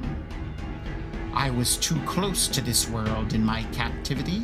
I and Balthamul too close to the grinding of the wheel. But soon the great Lord of the Dark will be free, and he will give us new flesh, and the world will be ours once more. You will have no Lutheran kinslayer this time, no Lord of the Morning to save you. We know the one we seek now, and there is no more need for the rest of you." Lan's sword sprang from its scabbard too fast for Rand's eyes to follow, yet the warrior hesitated, eyes flickering to Moiraine, to Nynaeve. The two women stood well apart. To put himself between either of them and the Forsaken would put him further from the other. Only for a heartbeat the hesitation lasted, but as the warder's feet moved, Agenor raised his hand. It was a scornful gesture, a flipping of his gnarled fingers as if to shoo away a fly. The warder flew backwards through the air, as though a huge fist had caught him. With a dull thud, Land struck the stone arch, hanging there for an instant before dropping in a flaccid heap, his sword lying near his outstretched hand. "No!" Nynaeve screamed. "Be still!" Moiraine commanded. But before anyone could move, the Wisdom's knife had left her belt, and she was running toward the Forsaken, her small blade upraised. "The light blinds you!" she cried, striking at Agenor's chest. The other Forsaken moved like a viper. While her blow still fell, Balthamel, leather-cased hand, darted out to seize her chin, fingers sinking into her cheeks while thumb dug into the other, driving blood out with their pressure and raising the flesh in pale ridges. A convulsion racked Nynaeve from head to toe, as if she had been cracked like a whip. Her knife dropped uselessly from her dangling fingers as Balthamel lifted her by his grip, brought her up to where the leather mask stared into her still quivering face. Her toes spasmed a foot above the ground, flowers rained from her hair. "I have almost forgotten the pleasures of the flesh." Agenor's tongue crossed his withered lips, sounding like stone on rough leather. "But Balthamel remembers much." The laughter of the mask seemed to grow wider, and the wail that left Nynaeve burned Rand's ears like despair ripped from her living heart. Suddenly Egwene moved, and Rand saw that she was going to help Nynaeve. "Egwene, no!" he shouted, but she did not stop. His hand had gone to his sword at Nynaeve's cry, but now he abandoned it and threw himself at Egwene. He thudded into her before she took her third step, carrying them both to the ground. Egwene landed under him with a gasp, immediately thrashing to get free. Others were moving too, he realized. Perrin's axe whirled into his hands, and his eyes glowed golden and fierce. "Wisdom!" Matt howled, the dagger from Shadow Logoth in his fist. "No!" Rand called. "You can't fight the Forsaken!" But they ran past him as if they had not heard, their eyes on Nynaeve and the two Forsaken. Agenor glanced at them unconcernedly and smiled. Rand felt the air stir above him like a crack of a giant's whip. Matt and Perrin, not even halfway to the Forsaken, stopped as if they had run into a wall, bounced back to sprawl on the ground. "Good," Agenor said. "A fitting place for you. If you learn to abase yourself properly in worship of us, I might let you live." Hastily, Rand scrambled to his feet. Perhaps he could not fight the Forsaken. No ordinary human could. But he would not let them believe for a minute that he was groveling before them. He tried to help Egwene up, but she slapped his hands away and stood by herself, angrily brushing off her dress. Matt and Perrin also stubbornly pushed themselves unsteadily erect. "You will learn," Agenor said, "if you want to live. Now that I have found what I need," his eyes went to the stone archway, "I may take the time to teach you." "This shall not be!" The green man strode out of the trees with a voice like lightning striking an ancient oak. "You do not belong here." Agenor spared him a brief contemptuous glance. "Begone! Your time is ended. All your kind but you are long since dust. Live what life is left to you, and be glad you're beneath our notice. This is my place, and you shall hurt no living thing here." Balthamel tossed Nynaeve aside like a rag, and like a crumpled rag she fell, eyes staring, limp as if her bones had melted. One leather-clad hand lifted, and the green man roared as smoke rose from the vines that wove him. The wind in the trees echoed his pain. Agenor turned back to Rand and the others as if the green man had been dealt with, but one long stride and massive leafy arms wrapped themselves around Balthamel, raising him high and crushing him against a chest of thick creepers. Black leather mask laughing into hazelnut eyes dark with anger. Like serpents, Balthamel's arms writhed free, his gloved hands grasping the green man's head as though he would wrench it off. Flames shot up where those hands touched, vines withering, leaves falling. The green man bellowed as thick, dark smoke poured out between the vines of his body. On and on he roared, as if all of him were coming out of his mouth with the smoke that billowed between his lips. Suddenly, Balthamol jerked in the green man's grasp. The Forsaken's hands tried to push him away. Instead of clutching him, one gloved hand flung wide, and a tiny creeper burst through the black leather. A fungus, such as rings trees in the deep shadows of the forest, ringed his arm, sprang from nowhere to full grown, swelling to cover the length of it. Balthamol thrashed, and a shoot of stinkweed ripped through his carapace. Lichens dug in their roots and split tiny cracks across the leather of his face. Nettles broke the eyes of his mask. Death's head mushrooms tore open his mouth. The green man threw the Forsaken down. Balthamol twisted and jerked, as all the things that grew in the dark places, all the things with spores, all the things that loved the dank, swelled and grew and tore cloth and leather and flesh. Was it flesh? Seen in that brief moment of verdant rage, to tattered shreds, and covered him until only a mound remained, indistinguishable from many of the shaded depths of the green forest, and the mound moved no more than they. With a groan like a limb breaking under too great a weight, the green man crashed to the ground. Half his head was charred black. Tendrils of smoke still rose from him like gray creepers. Burned leaves fell from his arm as he painfully stretched out his blackened hand to gently cup an acorn. The earth rumbled as an oak seedling pushed up between his fingers. The green man's head fell, but the seedling reached for the sun, straining. Roots shot out and thickened, delved beneath the ground and rose again, thickened more as they sank. The trunk broadened and stretched upward, turning gray and fissured and ancient. Limbs spread and grew heavy, as big as arms, as big as men, and lifted to caress the sky, thick with green leaves, dense with acorns. The massive web of roots turned the earth like plows as it spread.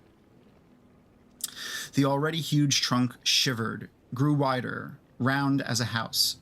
Stillness came, and an oak that could have stood for 500 years covered the spot where the green man had been, marking the tomb of a legend.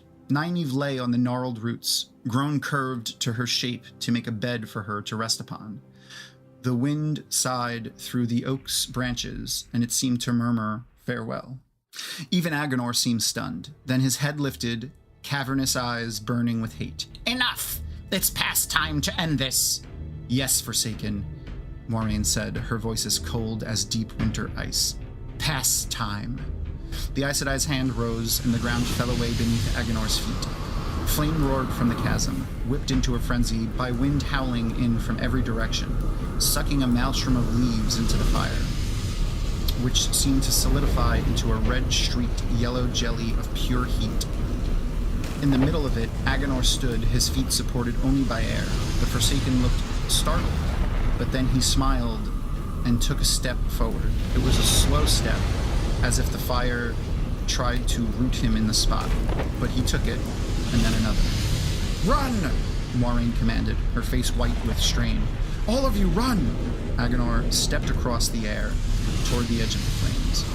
Rand was aware of the others moving, Mat and Perrin dashing away at the edge of his vision, Loyal's long legs carrying him into the trees, but all he could really see was Egwene. She stood there, rigid, face pale and eyes closed. It was not fear that held her, he realized. She was trying to throw her puny, untrained wielding of the power against the Forsaken. Roughly, he grabbed her arm and pulled her around to face him. "Run!" he shouted at her. Her eyes opened, staring at him, angry with him for interfering, liquid with hate for Agenor, with fear for the Forsaken. "Run!" he said, pushing her toward the trees hard enough to start her. "Run!" Once started, she did run. But Agenor's withered face turned toward him, toward the running Egwene. Behind him, as the Forsaken walked through the flames, as if what the Aes Sedai was doing did not concern Agenor at all, toward Egwene. "Not her!" Rand shouted. "The light burn you, not her!" He snatched up a rock and threw it, meaning to draw Agenor's attention.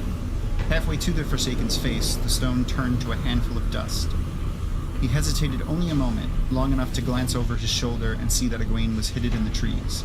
The flames still surrounded Agenor, patches of his cloak smoldering, but he walked as if he had all the time in the world, and the fire's rim was near. Rand turned and ran. Behind him, he heard Moiraine begin to scream.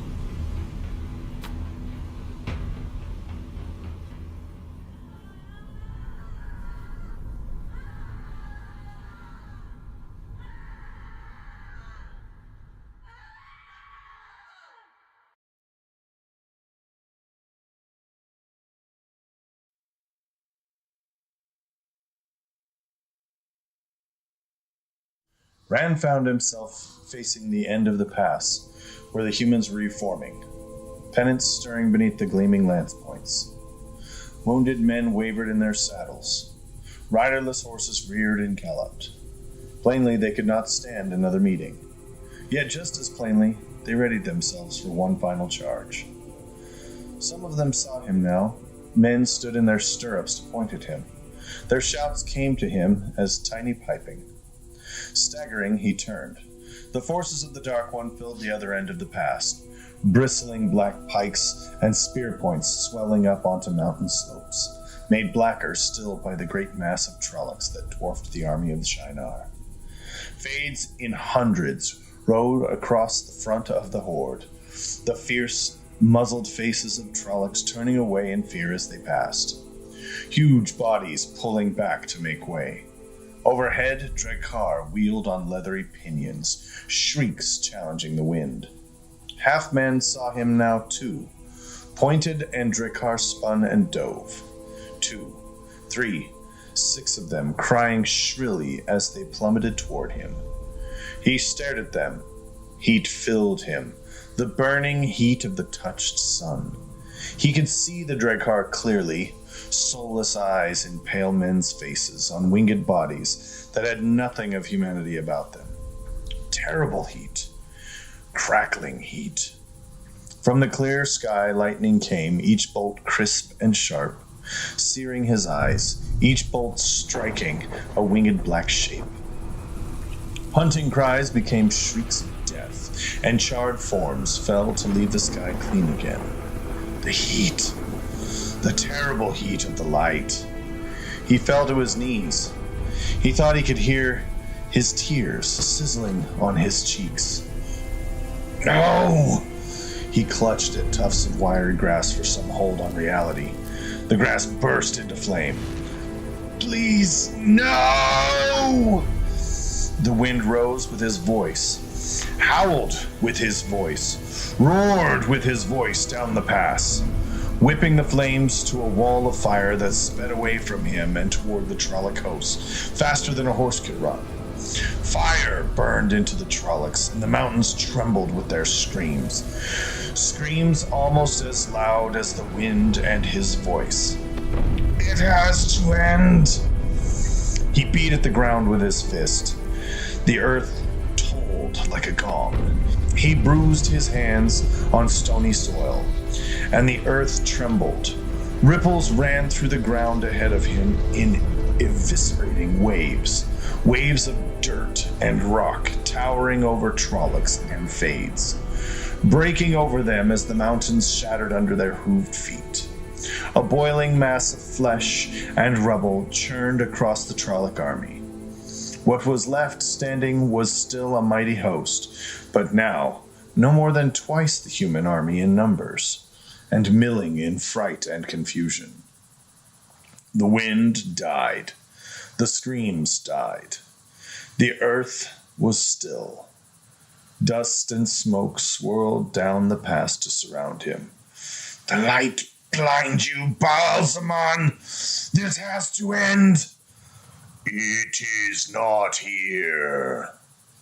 It was not Rand's thought making his skull vibrate. I will take no part. Only the Chosen One can do what must be done, if he will. Where? He did not want to say it, but he could not stop himself. Where? The haze surrounding him parted, leaving a dome of clear, clean air, 10 spans high, walled by billowing smoke and dust.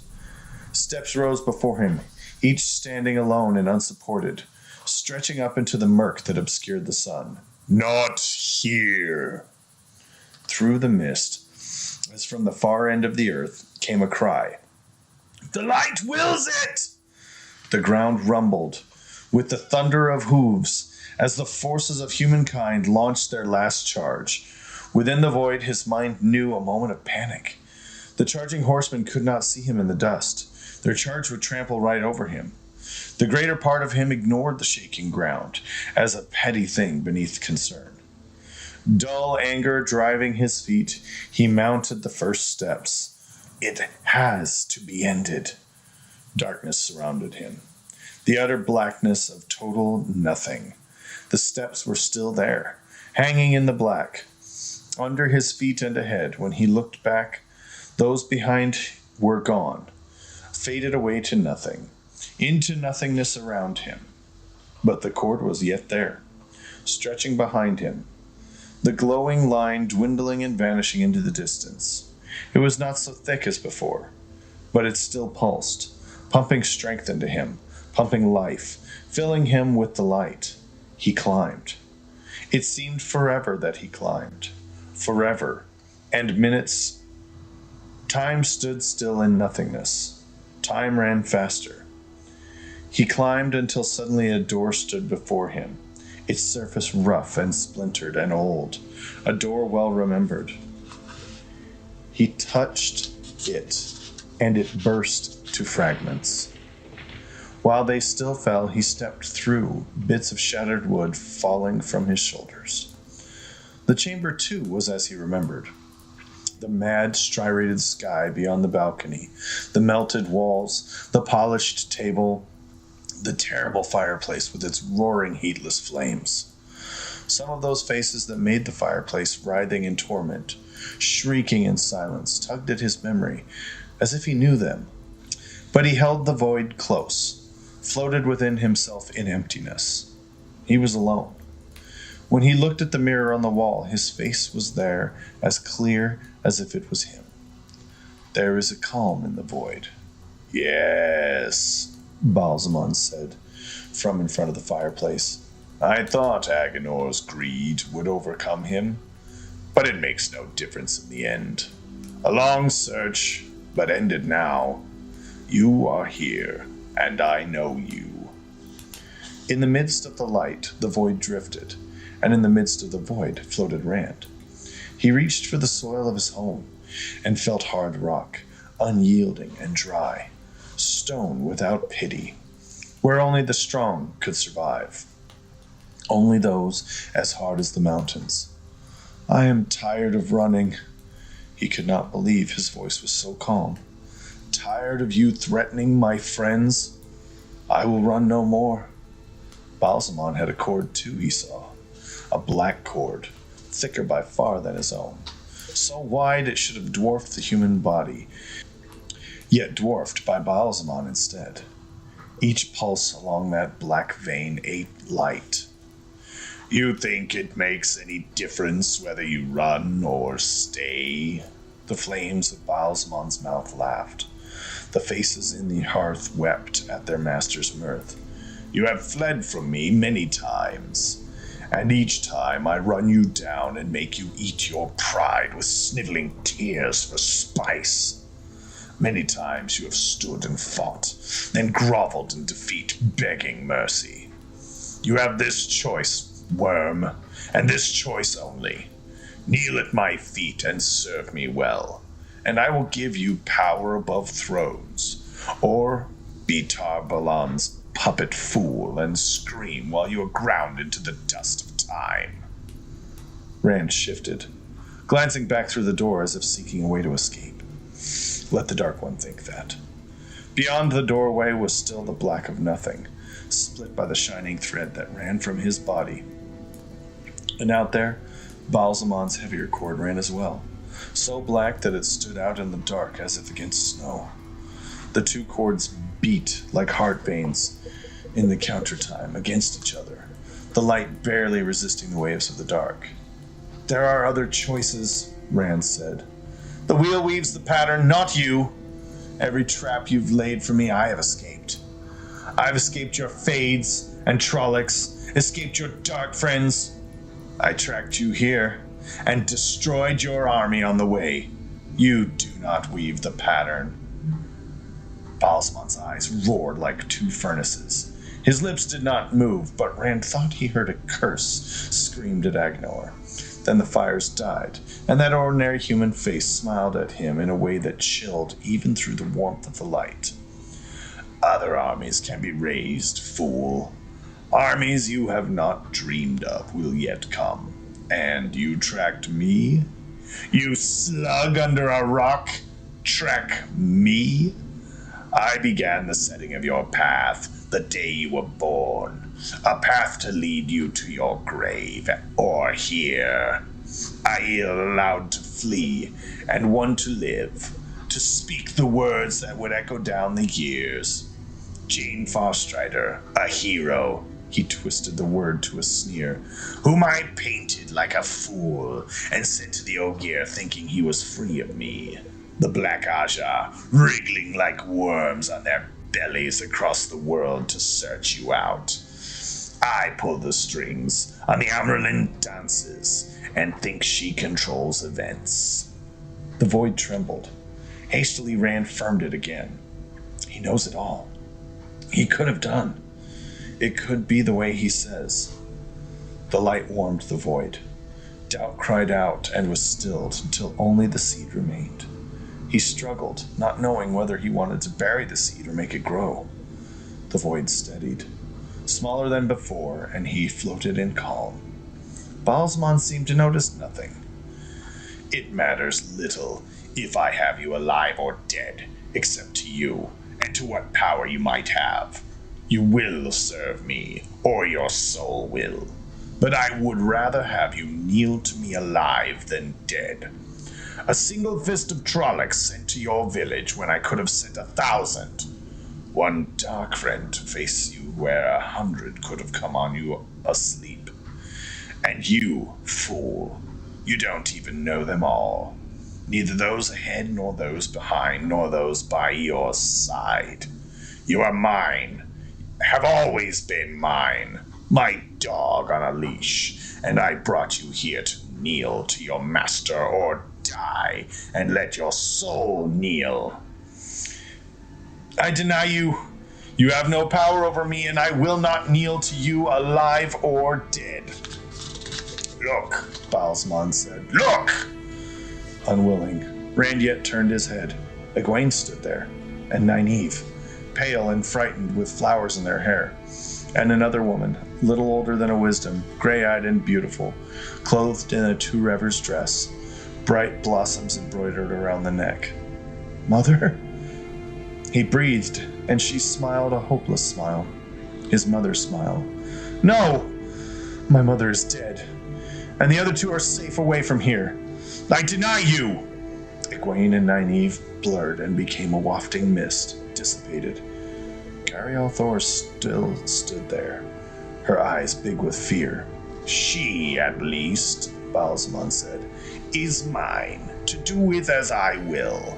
Rand shook his head. I deny you!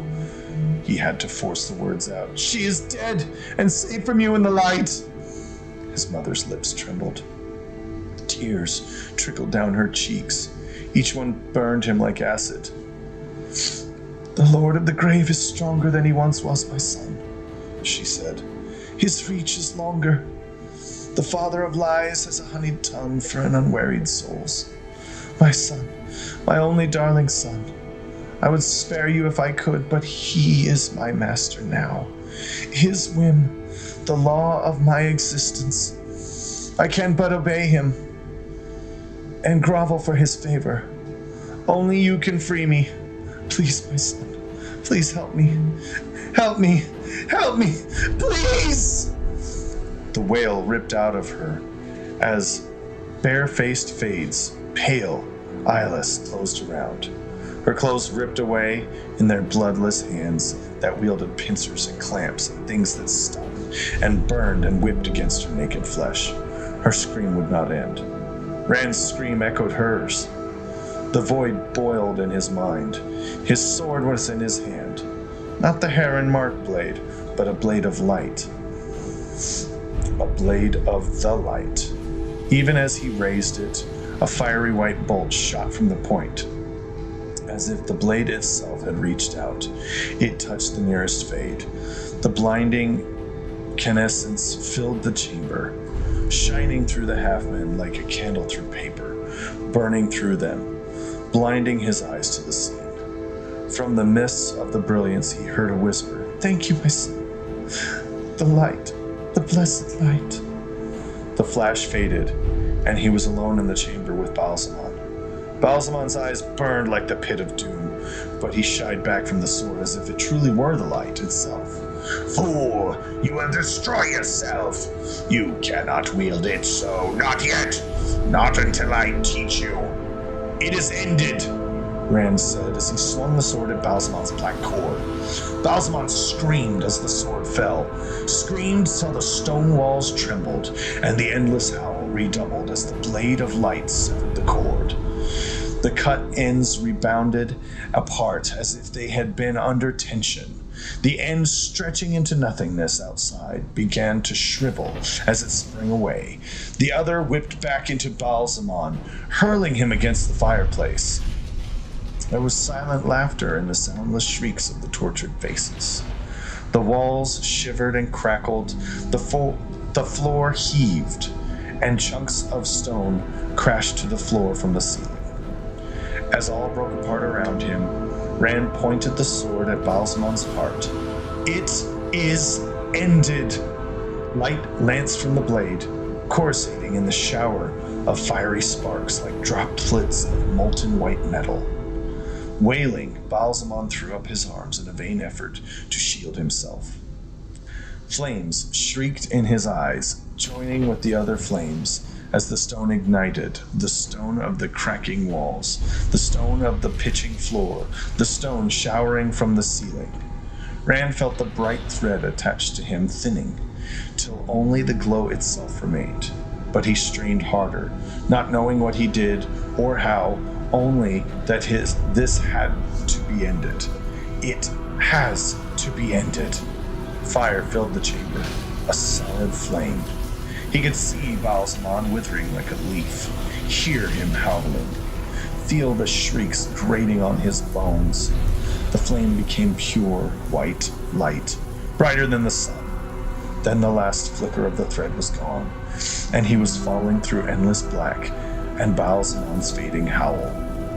Something struck him with tremendous force, turning him to jelly, and the jelly shook and screamed from the fire raging inside.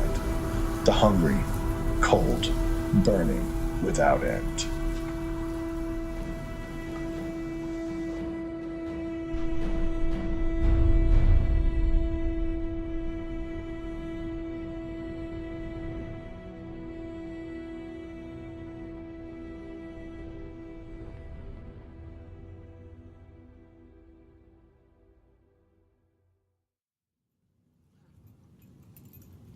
Chapter 53. The Wheel Turns. Dawn revealed devastation in the Green Man's garden. The ground was thick with falling leaves, almost knee-deep in places.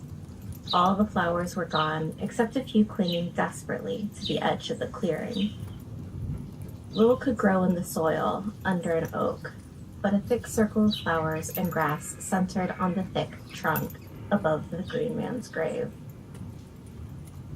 The oak itself retained only half its leaves, and that was far more than any other tree had, as if some remnant of the Green Man still fought to hold there. The cool breeze had died, replaced by a growing, sticky heat. The butterflies were gone, the birds silent. It was a silent group who prepared to leave. Rand climbed into the bay's saddle with a sense of loss. It shouldn't be this way. Blood and ashes, we won. I wish we had found his other place, Egwene said as she mounted Bella. A litter fashioned by Lan was slung between the shaggy mare and Aldib to carry Moraine. Nynaeve would ride beside with the white mare's reins. The wisdom dropped her eyes whenever she saw Lan glance at her, avoiding his gaze. The warder looked at her whenever her eyes were averted, but he would not speak to her. No one had to ask who Egwene meant. "It's not right," Loyal said, staring at the oak. The Ogier was the only one still not mounted. "It is not right that Tree Brother should fall to the blight." He handed the reins of the big horse to Rand. "Not right." Lan opened his mouth as the Ogier walked to the great oak. Moraine, lying on the litter, weakly raised her head, and the warder said nothing. Before the oak, Loyal knelt, closing his eyes and stretching out his arms. The tufts on his ears stood straight as he lifted his face to the sky, and he sang. Rand could not say if there were words, or if it was a pure song.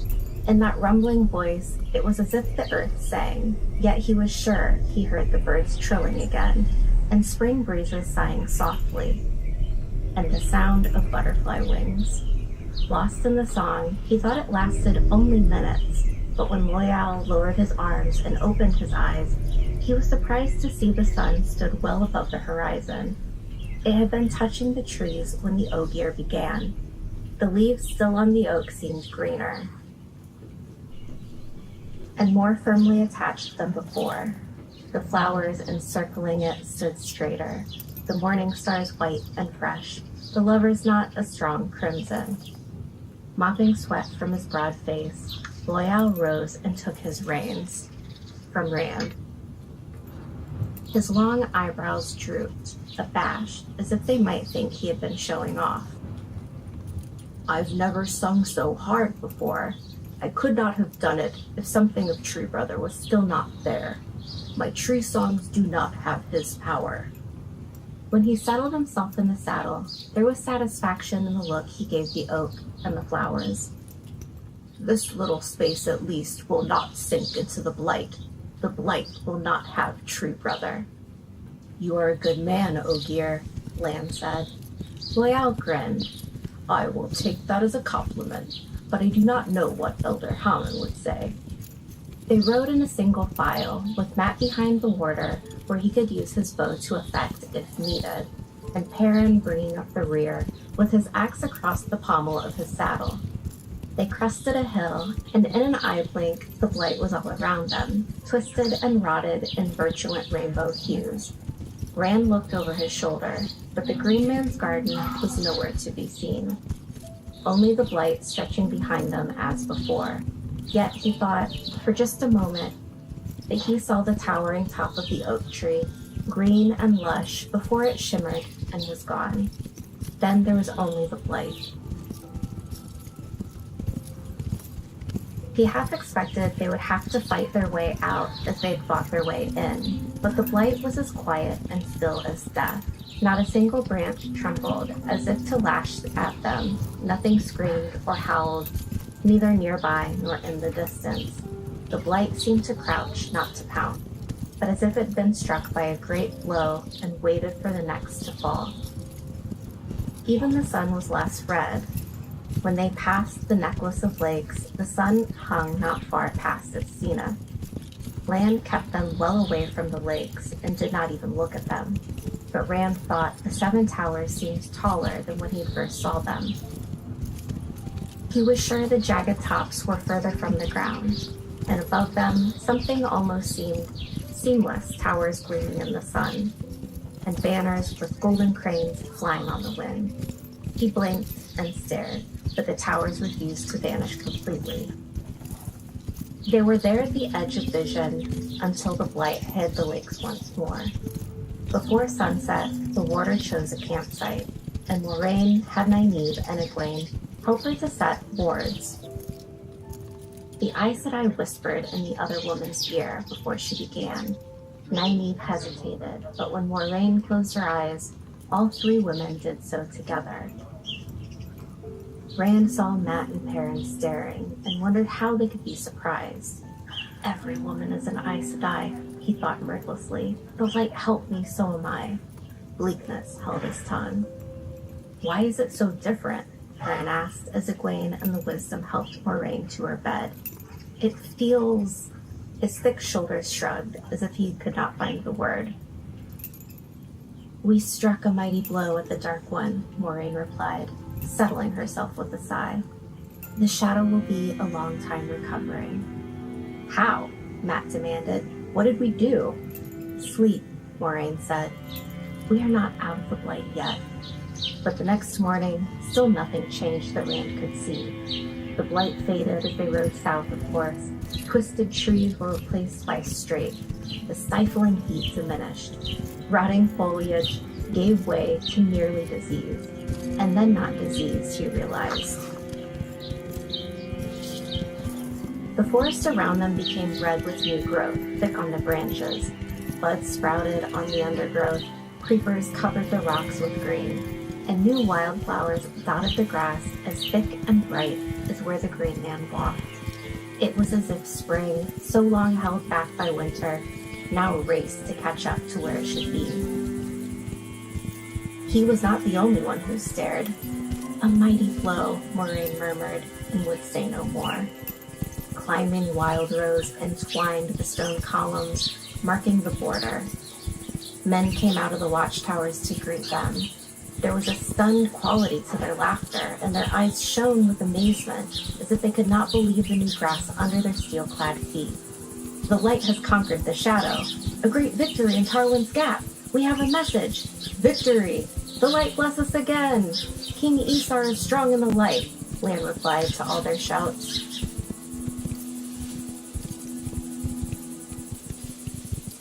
The watchmen wanted to tend Moraine, or at least send an escort with them, but she refused it all. Even flat on her back, on a litter, the Aes Sedai's presence was such that the armored men fell back, bowing and ascending to her wishes. Their laughter followed as Rand and the others rode on. In the late afternoon, they reached Valdara, to find the grim wall ringing with celebration, ringing in truth. Rand doubted there could be a bell in the city not clanging, from the tiniest silver harness chime to a great bronze gong in the tower tops. The gate stood wide open, and men ran laughing and singing in the streets, flowers struck in their top knots and in the crevices of their armor. The common people of the town had not yet returned from Fall Morin, but the soldiers were newly come from Tarwin's Gap, and their joy was enough to fill the streets. Victory in the Gap! We won! A miracle in the Gap! The Age of Legends has come back! Spring! A grizzled old soldier laughed as he hung a garland of morning stars around Rand's neck. His own top knot was a white cluster of them. The light blesses us with spring once more. Learning they wanted to go to the keep, a circle of men clad in steel and flowers surrounded them, running to clear a way through the celebration. Ingtar's was the first face Rand saw that was not smiling. I was too late, Ingtar told Lan with a sour grimness. Too late by an hour to see peace.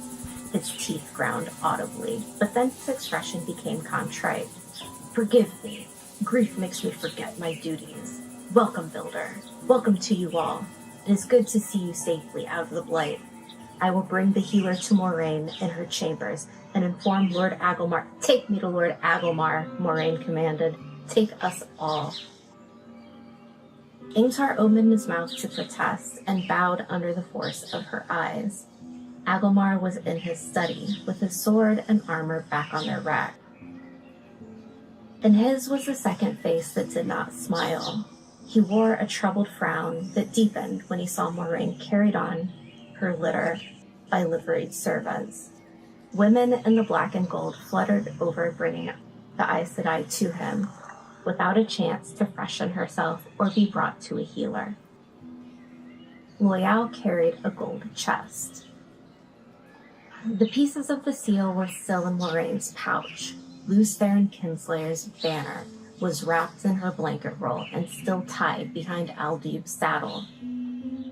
The groom who had led the white mare away had received the strictest orders to see the blanket roll was placed untouched in the chamber assigned to the Aes Sedai. Peace, the Lord of Valdara muttered. Are you injured, Moraine Sedai? Ingtar, Why have you not seen the Aes Sedai to her bed and brought to a healer? Be still, Lord Agilmar, Moraine said. Ingtar has done as I commanded him. I am not so frail as everyone here seems to think. She motioned 2 of the women to help her to a chair.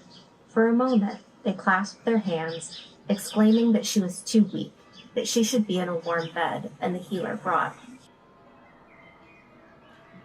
And a hot bath. Moraine's eyebrows lifted. The women shut their mouths abruptly and hurried to aid her into a chair. As soon as she settled, she waved them away irritably. I would speak to you, Lord Agilmar. Agilmar nodded, and Ingtar waved the servants from the room. The Lord of Faldara eyed those who remained expectantly, especially Rand.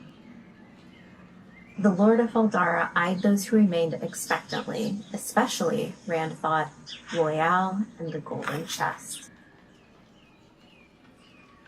We hear, Moraine said as soon as the door shut behind Ingtar, that you won a great victory in Tarwin's Gap. Yes, Agilmar said slowly, his troubled frown returning. Yes, Aes Sedai, and no. The half-men and their Trollocs were destroyed to the last, but we barely fought. A miracle, my men call it. The earth swallowed them, the mountains buried them, only a few Dreadkar were left, too frightened to do else but fly north as fast as they could. A miracle indeed, Moraine said, and spring has come again. A miracle, Agilmar said, shaking his head. But, Moraine, said I, men say many things about what happened in the Gap. That the light took on flesh and fought for us. That the Creator walked into the Gap to strike at the shadow. But I saw a man, Moraine, said I. I saw a man, and what he did cannot be, must not be. The wheel weaves as the wheel wills, Lord of Faldara. As you say, Moraine, said I. And Padon Fane, he is secure. I must speak with him when I am rested. He has held as you commanded, Aes Sedai, whining at his guards half the time and trying to command the rest. But peace, Moraine, said I. What of you, in the Blight? You found the Green Man? I see his hand and new things growing. We found him, she said flatly. The Green Man is dead, Lord Agilmar, and the eye of the world is gone. There will be no more quests by young men seeking glory. The Lord of Faldara frowned, shaking his head in confusion. Dead? The Green Man? He cannot be. Then you were defeated? But the flowers and the growing things. We won, Lord Agilmar. We won. And the land freed from winter is the proof. But I fear the last battle has not yet been fought. Rand stirred, but the Aes Sedai gave him a sharp look, and he stood still again. The Blight still stands, and the forges of Thakandar still work below Shale Ghul. There are many half-men yet, and countless Trollocs. Never think the need for watchfulness in the borderlands is gone. I did not think it so, Aes Sedai, he said stiffly. Moraine motioned for Loyal to set the gold chest at her feet, and when he did, she opened it, revealing the horn. The Horn of Valir, she said, and Agilmar gasped. Rand almost thought the man would kneel. With that, Moraine, said I, it matters not how many half-men or Trollocs remain. With the heroes of old come back from the tomb, we will march to the blasted lands and level Shale Ghul. No, Agilmar's mouth fell open in surprise, but Moraine continued calmly. I did not show it to you to taunt you, but so that you will know that in whatever battles yet come, our might will be as great as that of the shadow. Its place is not here.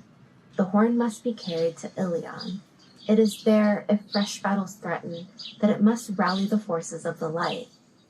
I will ask an escort of your best men to see that it reaches Ilion safely.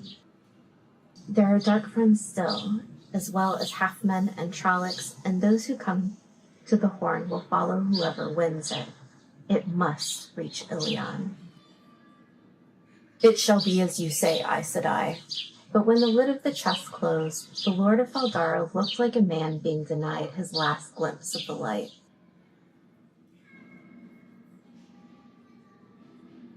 7 days later, bells still rang in Faldara. The people had returned from Falmoran, adding the celebration to that of the soldiers, and shouts and singing blended with the pealings of the bells on the long balcony where Rand stood. The balcony overlooked Agelmar's private gardens, green and flowering, but he did not give them a second look. Despite the sun high in the sky, spring in Shinar was cooler than he was used to. Yet sweat glistened on his bare chest and shoulders as he swung the heron-marked blade, each move precise, yet distant from where he floated in the void. Even there, he wondered how much joy there would be in town if they knew the banner Moraine still kept hidden. Good, sheep herder. Leaning across the railing with his arms folded across his chest, the warder watched him critically. You are doing well, but don't push so hard. You can't become a blade master in a few weeks. The void vanished like a pricked bubble. I don't care about being a blade master. It's a blade master's blade, sheep herder. I just want my father to be proud of me. His hand tightened on the rough leather of the hilt. I just want Tam to be my father. He slammed the sword shut into its scabbard. Anyways, I don't have a few weeks. Then you've not changed your mind? Would you? Land's expression had not altered. The flat planes of his face looked as if they could not change. You won't try to stop me or Moraine Sedai? You can do as you will, sheep herder, or as the pattern weaves for you. The warder straightened. I'll leave you now. Rand turned to watch Land go and found Egwene standing there. Changed your mind about what, Rand? He snatched up his shirt and coat, suddenly feeling the cool. I'm going away, Egwene. Where? Somewhere. I don't know. He did not want to meet her eyes. But he could not stop looking at her. She wore wild roses twined in her hair, flowing about her shoulders.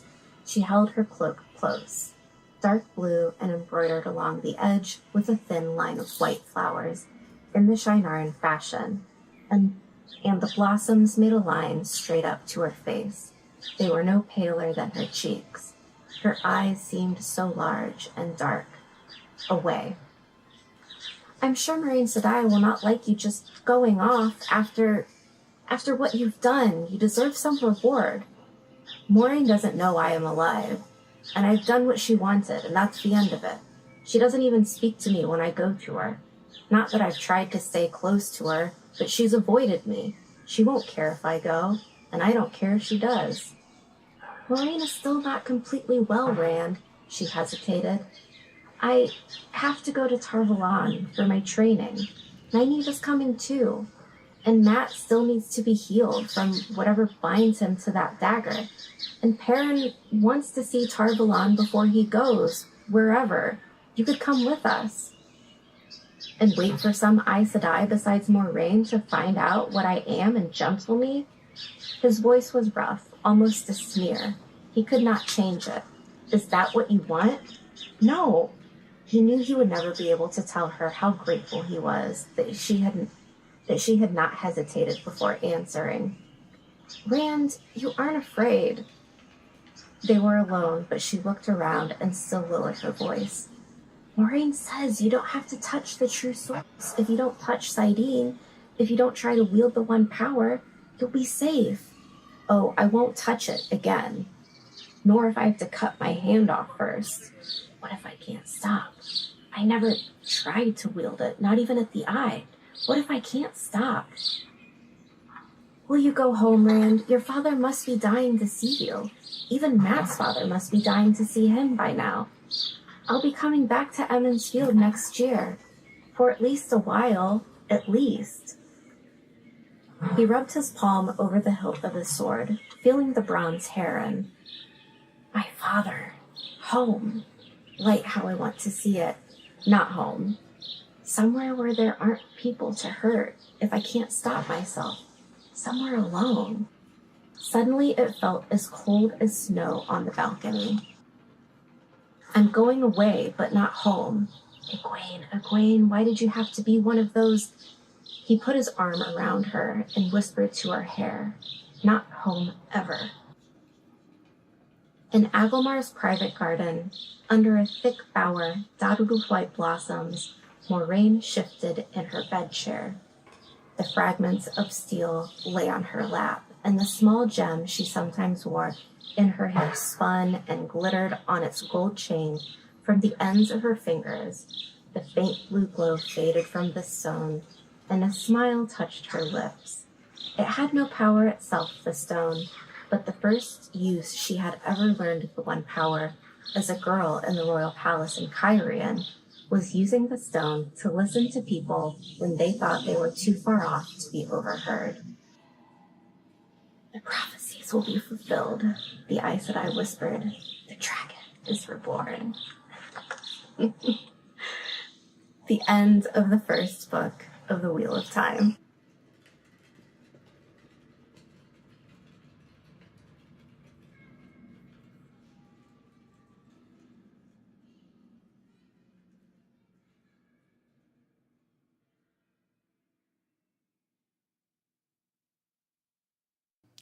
So that is the end of The Eye of the World for this year's Beltane. But before we go, I thought it would be a lot of fun to have a little preview into what next year's event will be. Of course, we'll be going into The Great Hunt. So without further ado, let's have a little bit of the prologue, In the Shadow.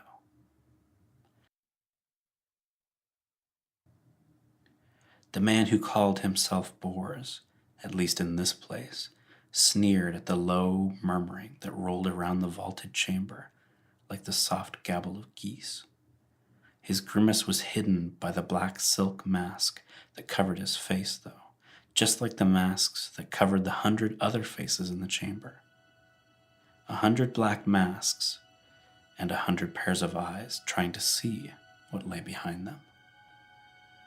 If one did not look too closely, the huge room could have been a palace, with its tall marble fireplace and its golden lamps hanging from the domed ceiling, its colorful tapestries and intricately patterned mosaic floor. If one did not look too closely, the fireplaces were cold. For one thing, flames danced on logs as thick as a man's leg, but gave no heat. The walls behind the tapestries, the ceiling high above the lamps, were undressed stone, almost black. There were no windows, and only 2 doorways, one at either end of the room.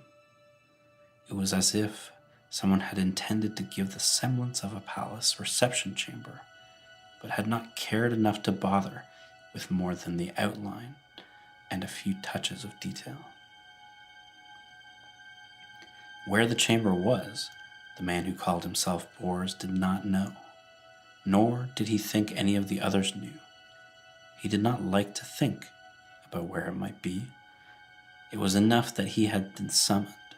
He did not like to think about that either. But for such a summons, even he came. He shifted his cloak, thankful that the fires were cold, else it would have been too hot for the black wool draping him to the floor. All his clothes were black. The bulky folds of the cloak hid the stoop he used to disguise his height, and bred confusion as to whether he was thin or thick. He was not the only one there, enveloped in a tailor's span of cloth. Silently he watched his companions. Patience had marked much of his life. Always, if he waited and watched long enough, someone made a mistake. Most of the men and women here might have had the same philosophy.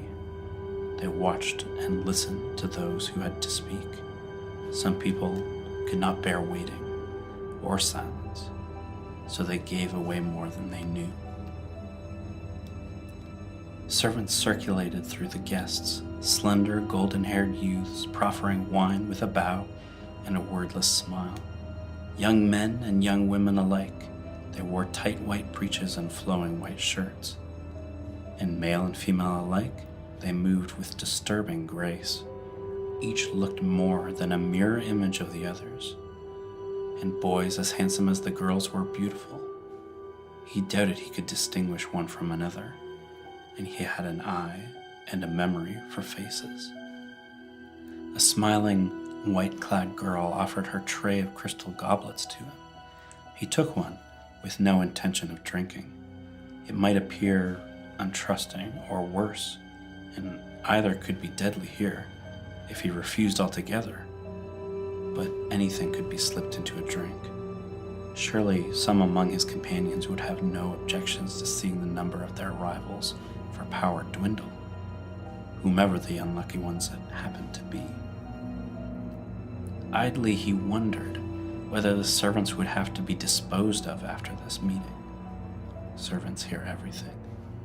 As the servant girl straightened from her bow, his eye caught hers above the sweet smile. Blank eyes, empty eyes, a doll's eyes. Eyes more dead than death. He shivered as she moved gracefully away and raised the goblet to his lips before he caught himself. It was not what had been done to the girl that chilled him. Rather, every time he thought he detected a weakness in those he now served, he found himself preceded, the supposed weakness cut out with a ruthless precision that left him amazed and worried. The first rule of his life had always been to search for weakness, for every weakness was a chink where he could probe and pry and influence.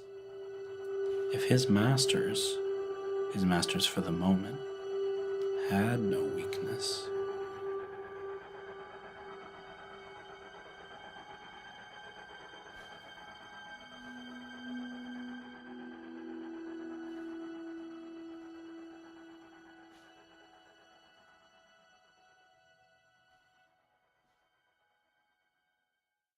all right, with that, we are finished our very first, and hopefully not our last, Beltane Robert Jordan reading day. I really hope you enjoyed. Please do let me know in the comments and things like that if you had a good time, and if this is the kind of thing that you want to have yearly at Beltane. That would be really, really nice. I know we have quite a few other books to get through, so it would be really, really awesome to just every year do the next book in the list.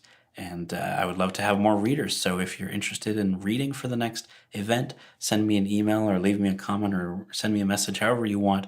There's lots of ways to do that. So just let me know. I would love to have more readers and have the event go even longer. That would be awesome. I want to say a really huge thank you to all of the amazing readers that we had today. Thank you all so, so much for giving your time and reading. I know it's not easy to read on screen for a bunch of people, but everyone did amazing, and I'm so happy to have you. So hopefully you'll come back and do more readings in the future.